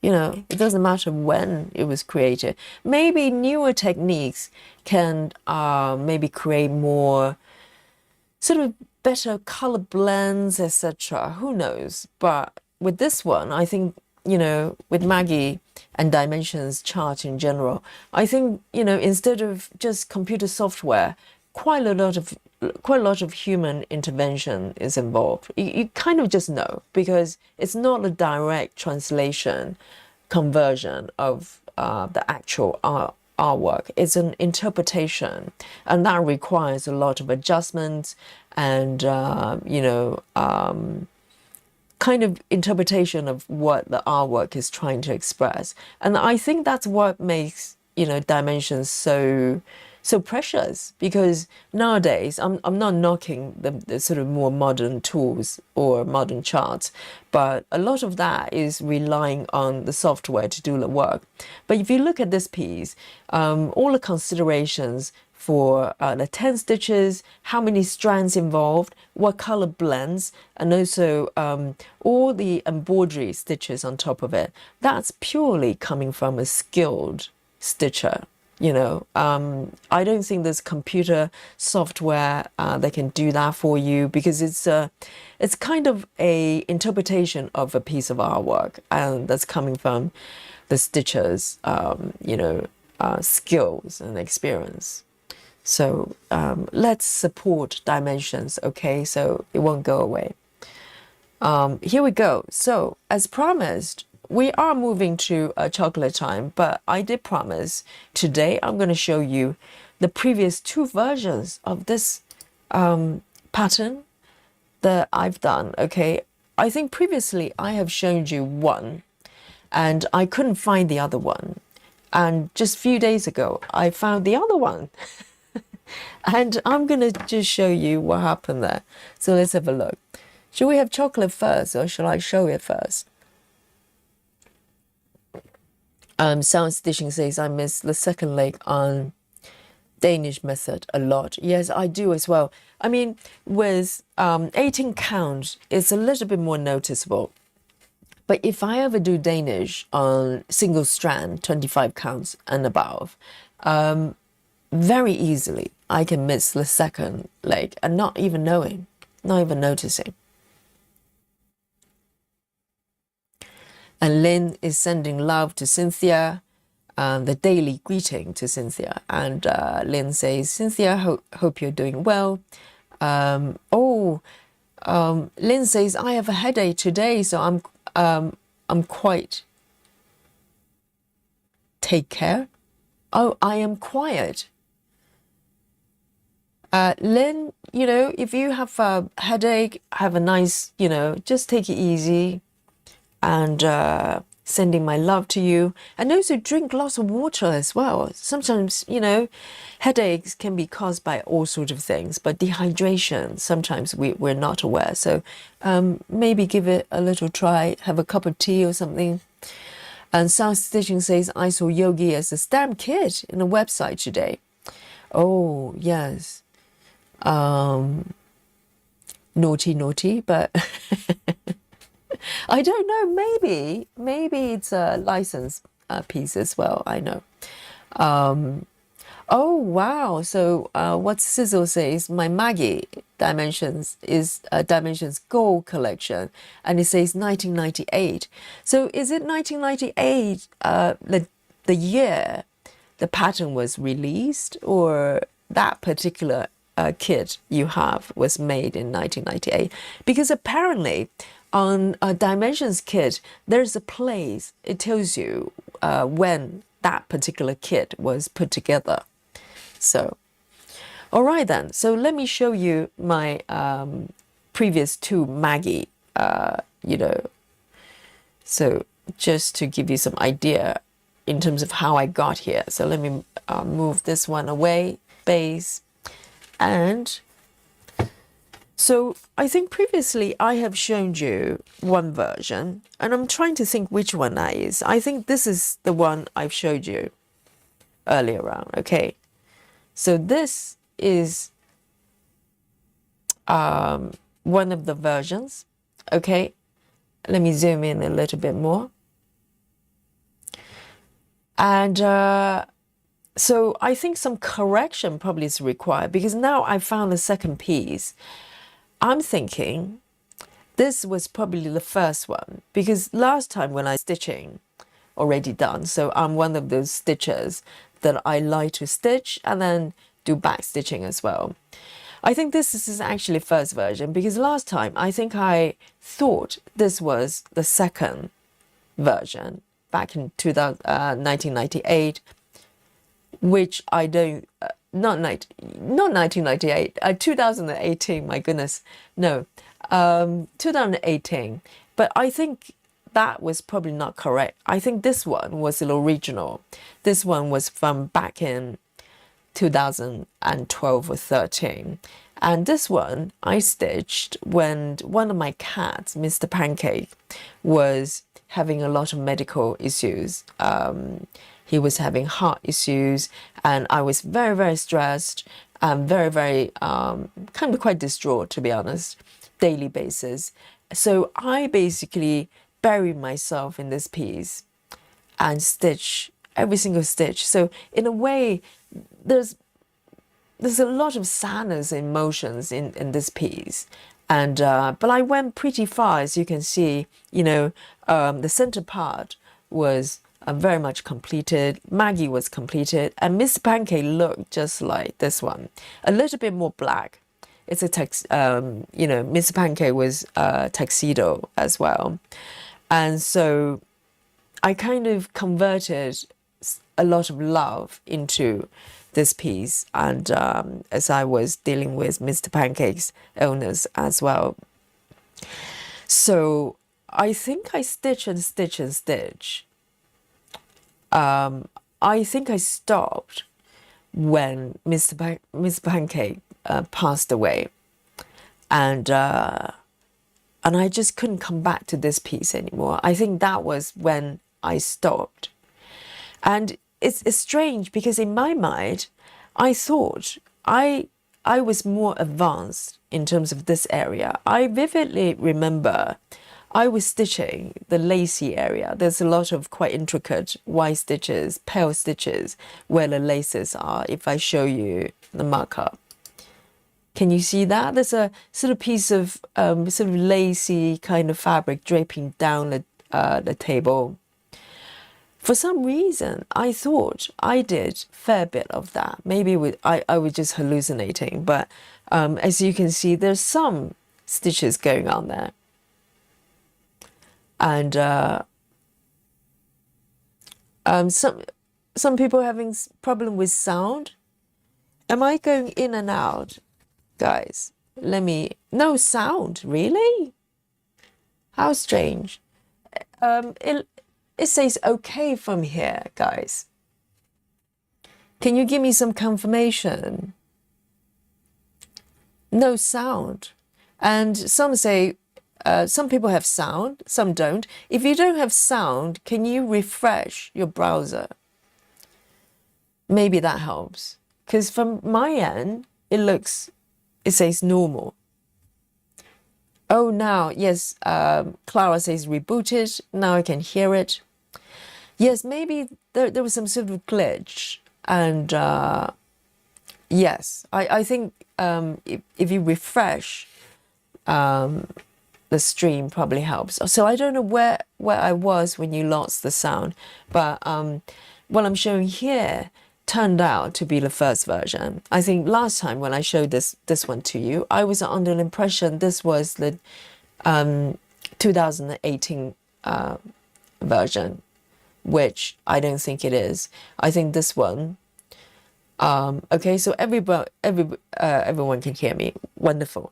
So I got this version. So I want to show you the second version and explain why I think this is the first one, okay? And this is quite strange. So memory is a weird thing because I just misremember a lot of things.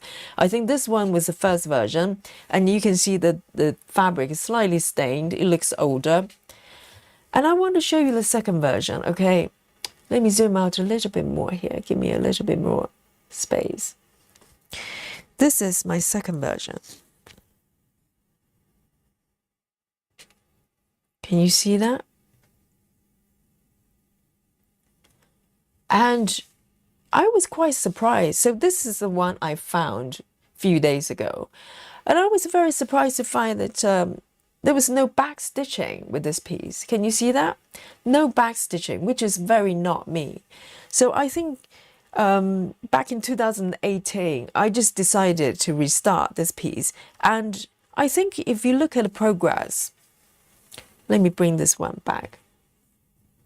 I think the second version is a little bit more advanced in terms of, amount of stitching, where this is the first one. Okay, so I focus on the center. I've done quite a bit and did the back stitching as well. The second version, for some reason, I decided to wait maybe in my mind, I decided to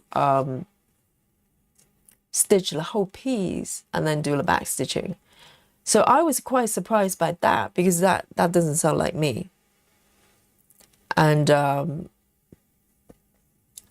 also another mystery is, I don't know whether you can see the difference. This one is actually bigger. Can you see that? Tiny bit. And I have not measured the stitch count just yet. But I think this one is 18 count. But for some reason, I may have decided, do you think it's bigger? It does look bigger, isn't it? I think this one may be 16. And I don't know where I got this fabric from, because if I use the fabric from the kit, it would have been 18 counts. But it does look bigger, doesn't it? And Chelsea says it really shows the difference the back stitching makes. I know. And this pattern is designed with back stitching in mind, and all the embroidery stitches. It's charted accordingly, you know, with that in consideration. And there's slight sort of color differences here as well. It's quite, but both of them I use the dimensions threads, because at that time I don't think I even knew about DMC, and so I just used the material that came with the kit. So can you see that the second version, I think this is the second version, is actually a little bit bigger. So let me show you the full piece. This is the second one. Yes, the kit has 18 counts, but I think this one may be 16. Maybe, I'm trying to recall, I truly cannot remember, but I maybe decided to do it on the lower count fabric because it just looks bigger. And also I was surprised that I've actually stitched this section as well, whereas the first version, I have not touched the desk, the table. But for some reason, in my mind, I remembered it as this one was most advanced. I remember stitching all the lace here. You know, we fabricate memories in our head. And but I don't think that's the case. I actually went further with the second version. But I kind of stopped at some point and never went back to do the back stitching.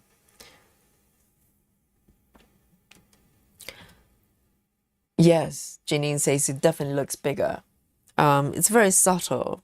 And I'll show you the back in a bit, okay? We're talking about the back of the work just now, but let me just show you. It's definitely bigger, isn't it? Very subtle. But if you go from, yeah, I think this may be 16 counts. And Rachel says the second one looks brighter too. It has more red tone color, for example, the dog. Yes, you're quite right. It looks more orangey, isn't it? But the material is definitely from the kit.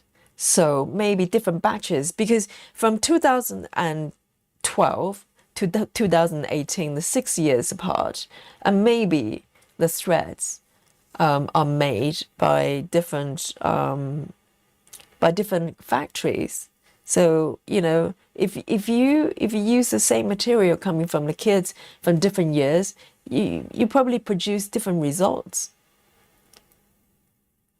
So yes, I was just so surprised that the second piece actually I went so much further with this area as well.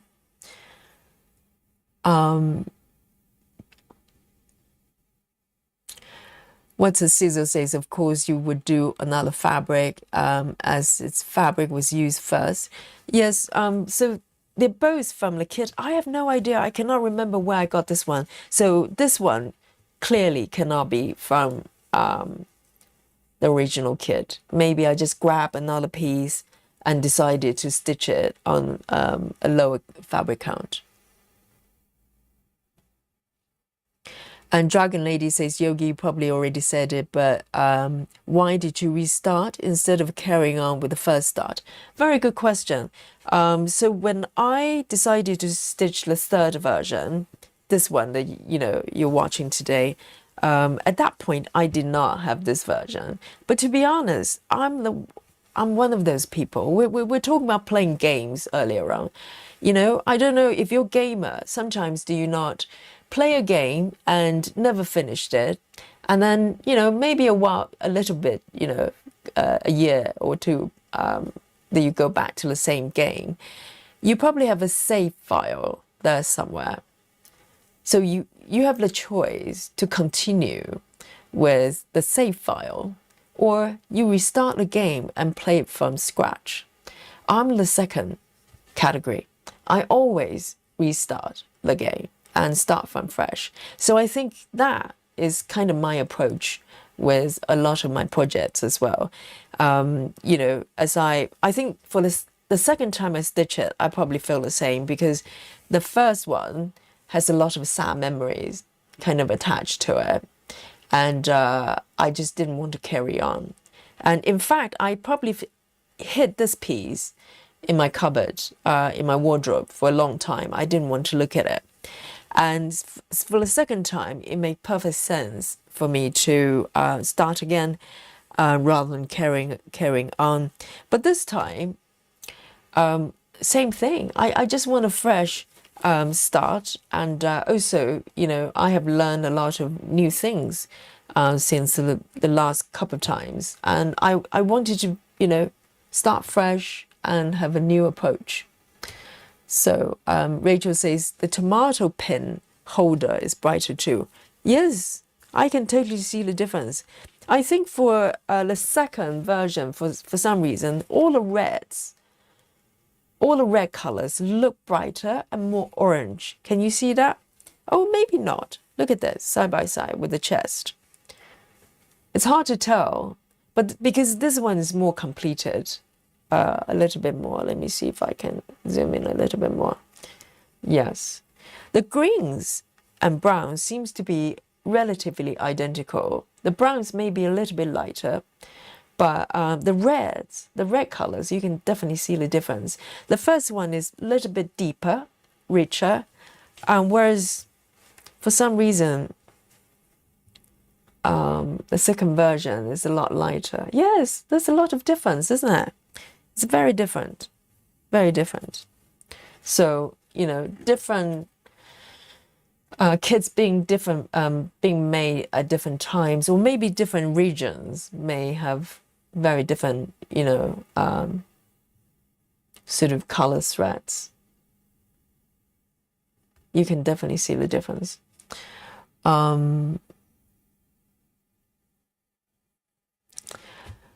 What Sizzle says, if you had 1 on 18, I would see restarting on another count. Yes. And Tanya, hello, welcome. Yeah, so I want to show you the back, okay? So I want to show you the back of the first one. So this is where I really follow the methods, taught by Dimensions to the T. Okay. So let me show you. The front looks pretty decent, right? Let me show you the back. It's not too bad, is it? So with this piece, and maybe the second one as well, I was working front and back, because that was the only method I knew. And I was always told to tuck everything under and do Danish stitches whenever I can. And also when I end stitches, I flip it over and thread it through. So everything's tucked under. So you can see it's pretty neat, and everything's vertical as we're talking about. And of course, because this one, I've already applied back stitching. So the back stitching is introducing some random threads here. But otherwise, it's very, very neat like this one, like here, right? This is very, very neat. And so that's the kind of the first edition with back stitching And the second piece, no back stitching. Okay, so I want to show you the back as well. Also not too bad. There's some kind of threads being carried around. For instance, this one is going vertical. So it also has something to do with the order that you're stitching. If you're focusing on one object at a time, you probably create more sort of movement with your threads. But overall, it's still not bad, is it? Everything's tucked in, nothing's sticking out, and no sort of threads, sort of extra amount of threads that shouldn't be there being carried around. So the back is looking not that different from the front. You can figure out what it is. So this is the second side, second edition. So Chelsea says, or dye lot differences. Yes, definitely. You can definitely tell the difference. Sound Stitching says, my kid fabric is darker than these ones. Yes, I think the first one is not that different, but I have seen the kids from some of you stitching Maggie with me this time around. The fabric is so much darker, whereas this one is very soft. It's not stiff at all. But then again, it's been around for over 10 years, okay? And I handle it quite a lot. But I don't ever remember the Ada being so stiff that your fingers hurt. And also this one is a little bit more stiff. This one, the 2018 edition. But this fabric is probably not from the original kit, maybe from another Dimensions kit. And because at that time, I never bought fabric separately because I didn't know you could. So this must have come from one of the kits from Dimensions. But this one is so soft. This one is just normal fabric, very, very soft. So the more recent kits, they definitely, did something different. And so there you go. That's the two versions. And do you want to see the back of my most recent one? This one is still on my hoop, but let me see if I can flip it over. I have not looked myself, but this time I'm managing everything from the front. And also there's a little bit of a back stitching happening as well. So let's have a look. I'm going to find out with you on what it looks like with my current version. Okay, so I'm going to flip over this side, so it's going to look reversed because I don't want to take it off the hoop. Dun dun dun, are you ready? There you go. It's still not bad, is it? But there are more. If I can show you my previous version, hang on. It's still not bad, but you can see there are tiny little tails sticking out there because it's to do with the way I end my threads. Because I start with leaving a little tail sticking out, and when I end it, I take the thread a few stitches away and pull out. So every single time it leaves a little bit of tiny bit of tail. Whereas the previous version, when I finish everything from the back, everything's tucked in pretty much. So, and the second version as well. So that's the difference. But other than that, not too bad.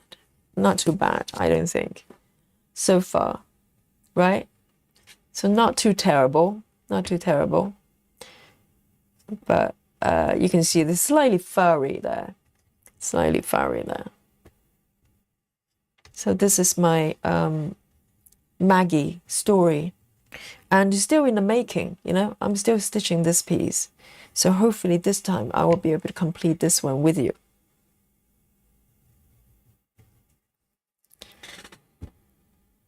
So let me grab some chocolate. Oh, I forgot about chocolate.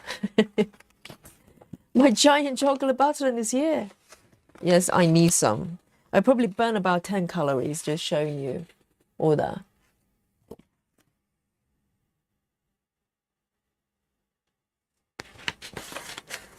Trying to see why it's not focusing. Here we go. Yes, Sarah says a tale of 3 Maggies, exactly. And I have quite a few tuxedo cats in my life. So, you know, I do have, you know, my own Maggies in my life. Cheers. Let me see where you're snacking. And what's the scissor says, not bad. I call that perfect or done neat. Thank you so much. But then, you know, I do put a little bit of effort for, not everything's vertical, but if you look at my sort of full coverage, the other ones, you know, Heaven and Earth type of project, the back looks nothing like this, okay? It's not, you don't see that much sort of vertical lines, but majority of the threads are properly tucked in. So that I do make effort because it makes me happy. That's it.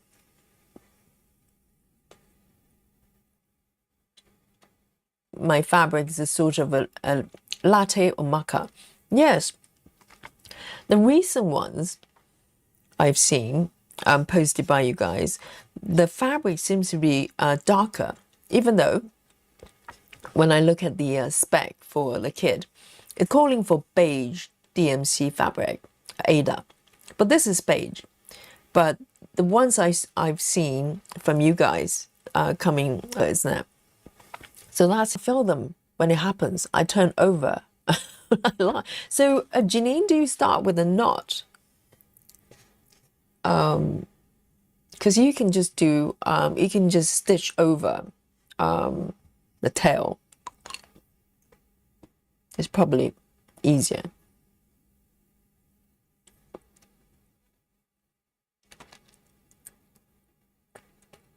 And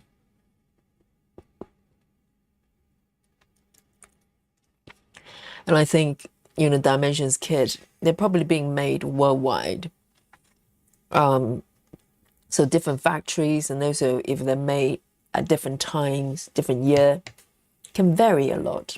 And it would be quite interesting to compare this version, see if there are color differences, even though now I'm actually stitching with DMC, so naturally there might be some difference. Let me just put it side by side. Different, isn't it? Look at this. The tone. Art. I don't know how they converge. Look, I don't know whether they either know the actual color and match it closer, you know, find the closest colors from DMC to match it, but you can see the difference, right? That is so much more orange DMC one. Hang on, bigger. Does it not look bigger? Or is it does it not look bigger? Or is it optical illusion? Why do I feel like my